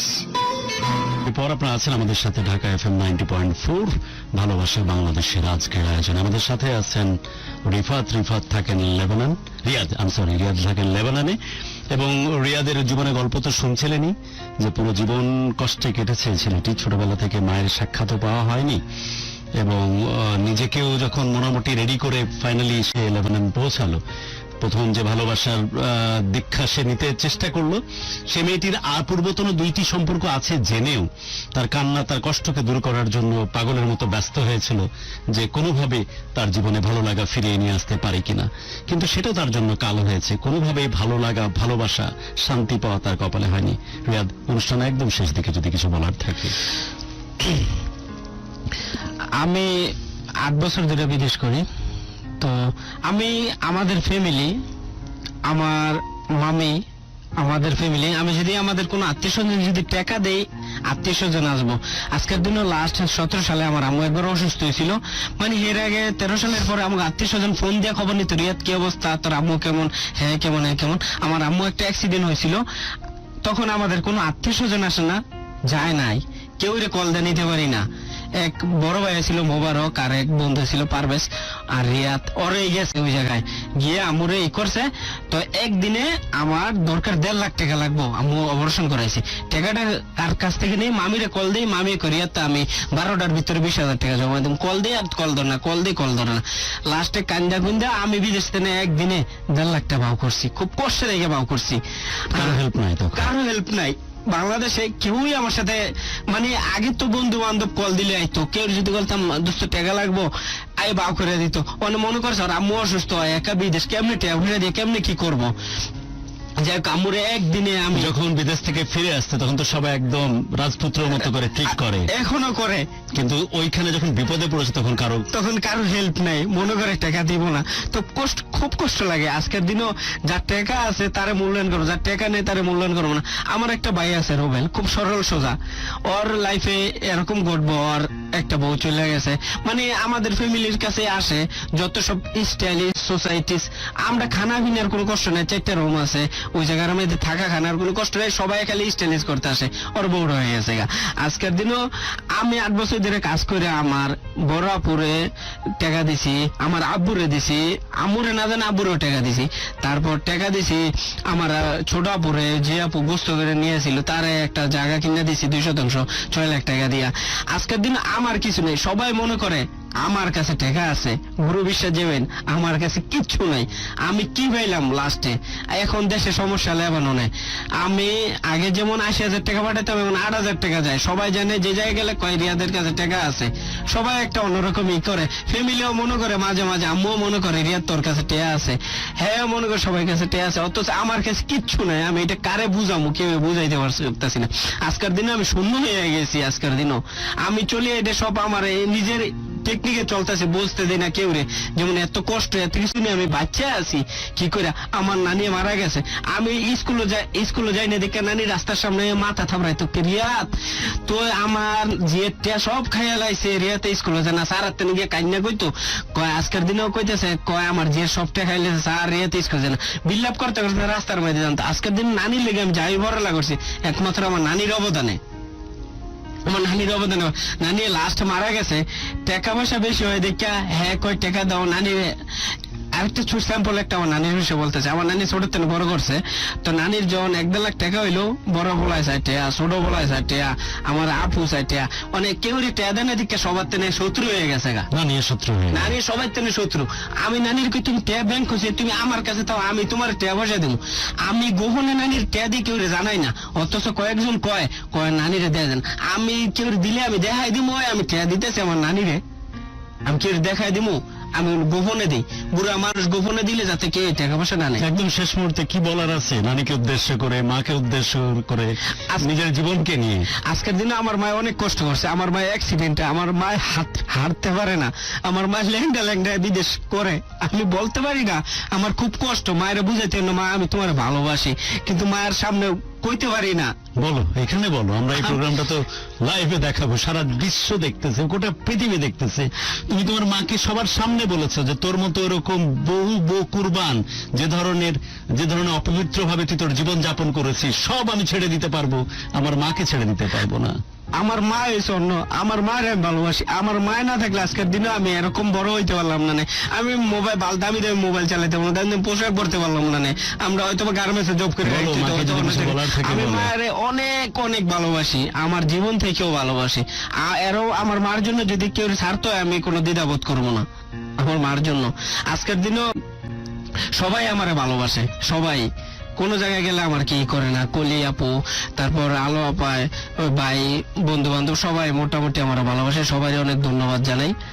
তোমার মা তো আসলে দুইটা, একজন চলে গেছেন পরপারে বেহেশতে থেকে দেখছে তোমাকে, তোমার নানি যেটি ছিলেন একদমই মার উপর, নানিরে আর আরেকটা হচ্ছে তোমার মা, যে মা তোমার সাথেই থাকে। আমরা চাই যেভাবে তোমার মাকে সারা জীবন ভালোবাসো। আমার মায়ের আমি অনেক অনেক ভালোবাসি, অনেক। ওকে, অনুষ্ঠানের একদম শেষ মুহূর্তে মাকে ভালোবাসার আসলেই তো কোনো বিকল্প নাই। আমি অনুষ্ঠানের শুরু যেভাবে করেছিলাম, শেষটা এভাবে করি, যে ছেলেগুলো অনেক বেশি ইম্পর্টেন্ট, এই মানুষগুলো অনেক বেশি ইম্পর্টেন্ট। প্রকৃত সংখ্যা এই মুহূর্তে আমার পরিসংখ্যাটা জানা নেই, সর্বসাকল্যে কখনো সময় 1,20,00,000, কখনো 1,30,00,000, যে পরিমাণ সংখ্যায় হোক না কেন, বিশ্বের বিভিন্ন জায়গাতে যারা ছড়িয়ে ছিটিয়ে আছেন, তাদের সবার জন্য অনেক শ্রদ্ধা এই রেমিটেন্স যোদ্ধাদের জন্য। আমার স্পষ্টত এখনো মনে পড়ে, বেশ কয়েক বছর আগে আমি যখন ইউনিভার্সাল স্টুডিওতে সিঙ্গাপুরে একটা স্ট্রিট শোতে দাঁড়িয়ে আছি, অনেককে ডাক দিচ্ছে ওখানকার হোস্ট, বলতে যে hey man what's up, where you from? সে বলতেছে yeah I am from New York. Oh New York, what a city, you know, it's cool. Where you from? I am from Australia. Oh outstanding, Australia. And where you from? I don't know যে সে আমাকে কেন জিজ্ঞেস করলো, হয়তো আমাকে সেখানকার মালয়ী বা অন্য কিছু মনে করছে কিনা, I don't know. Where you from? আমি বলছি yeah I am from Bangladesh. Second কোনো কমেন্ট সে করলো না। ইভেন যখন জিজ্ঞেস করলো একজনকে, এই গাইজ হোয়াটস ওয়্যার ফ্রম, সে বললো আই এম ফ্রম পাকিস্তান, তখন বলছে ও পাকিস্তান, কুল বেবি। তো বাট আমার ক্ষেত্রে কোনো রিয়াকশনই দেখালো না। তো বাংলাদেশকে নিয়ে এই যে রিয়াকশন না দেখানো, বরং তার চোখে মুখে একটা তাচ্ছিল্যের ভাবও ছিল। আজও যখন আমি বাংলাদেশের এই উন্নতি দেখি, বাংলাদেশের অনেক বড় বড় স্থাপনা দেখি, তখন ওই ভদ্রলোকের চেহারা আমার চোখে মুখে ঘুরে। আমার মনে হয় যে ডাক দিয়ে নিয়ে সিঙ্গাপুরিয়ানকে দেখায় যে দেখলে দেশটা আমাদের অনেক বেশি ডেভেলপ করেছে, আমরা অনেক বেশি ডেভেলপড এখন। এবং এগুলোর পিছনে যদি সবচাইতে অক্সিজেন সাপ্লায়ার হিসেবে কেউ ভূমিকা রেখে থাকে, সেটা হচ্ছে গার্মেন্টস যোদ্ধা অ্যান্ড অফকোর্স দ্য রেমিটেন্স যোদ্ধা। এর কোনো বিকল্প নাই। আমাদের অবস্থা দুর্বিষহ হয়ে যেত, খাওয়ার অভাবে আমাদের ধড়ফড় করে মরতে হতো। প্যান্ডামিকের সময় রিজার্ভ পরিমাণ রেমিটেন্স পাঠিয়ে বাংলাদেশের রিজার্ভকে অন্য একটা উচ্চতায় নিয়ে গেছে। এরা অর্থনৈতিক মুক্তির জন্য যেভাবে যুদ্ধ করছে, এর জন্য কৃতজ্ঞতা জানানোর ভাষা আমার জানা নেই। এই মানুষগুলো না থাকলে বাংলাদেশের ইনফ্লেশন, এর মুদ্রাস্ফীতি এবং জিনিসপত্রের দাম যে কোথায় গিয়ে ঠেকতো এবং দেশটার অবস্থাটা যে কি হতো, তখন আমরা বুঝতাম যে মানুষের মাংস খাওয়া লাগতো। এগুলো জায়গা থেকে যে মানুষগুলো বাঁচিয়ে দিচ্ছে আমাদেরকে, প্রকৃতভাবে সবচেয়ে বেশি করে ভূমিকা রাখতেছে স্পেশালি প্রবাসী যারা পরিশ্রম করতেছেন, এ ধরনের রেমিটেন্স যোদ্ধা এবং অফকোর্স গার্মেন্টস সেক্টরে যারা দিন রাত এক করে দিয়ে পরিশ্রম করে যাচ্ছেন। এই ধরনের মানুষগুলোর জন্য আমার অনেক শ্রদ্ধা। বিশ্বের যে যেখান থেকে শুনুন না কেন বা দেখুন না কেন আমাদের প্রোগ্রাম, অনেক কৃতজ্ঞতা জানাই আমাদের দেশটাকে বাঁচিয়ে রাখার জন্য, আমাদের দেশটাকে এইভাবে সাপোর্ট করার জন্য। আমরা জানি যে কি পরিমাণ কষ্ট করেন আপনারা, স্পেশালি মিডল ইস্টে এত খরতাপের মধ্যে। আমি বহু দেশ ঘোরার সময় দেখেছি যে কি পরিমাণ কষ্টের মধ্যে থাকি। যারা নেগলেক্ট করে, যারা অন্যভাবে চিন্তা করে যে না এরা তো টয়লেট ক্লিন করে, রাস্তায় কাজ করে, লানত তাদের উপরে, আল্লাহর গজব তাদের উপরে। এটি তো শ্রদ্ধার বড় জায়গা যে এত কষ্ট করে তার পরিবারকে বাঁচাচ্ছে, দেশটাকে বাঁচাচ্ছে। অনেক শ্রদ্ধা এই মানুষগুলোর জন্য। অনুষ্ঠান আজকে শেষ করছি।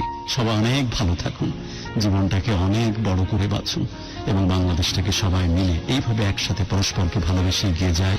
রিয়াদ, তোমার জন্য আমি প্রাণ ভরে দোয়া করি বাবজান, যে তোমার কষ্ট পাওয়ার প্রেক্ষিত যেন শেষ হয়ে গেছে।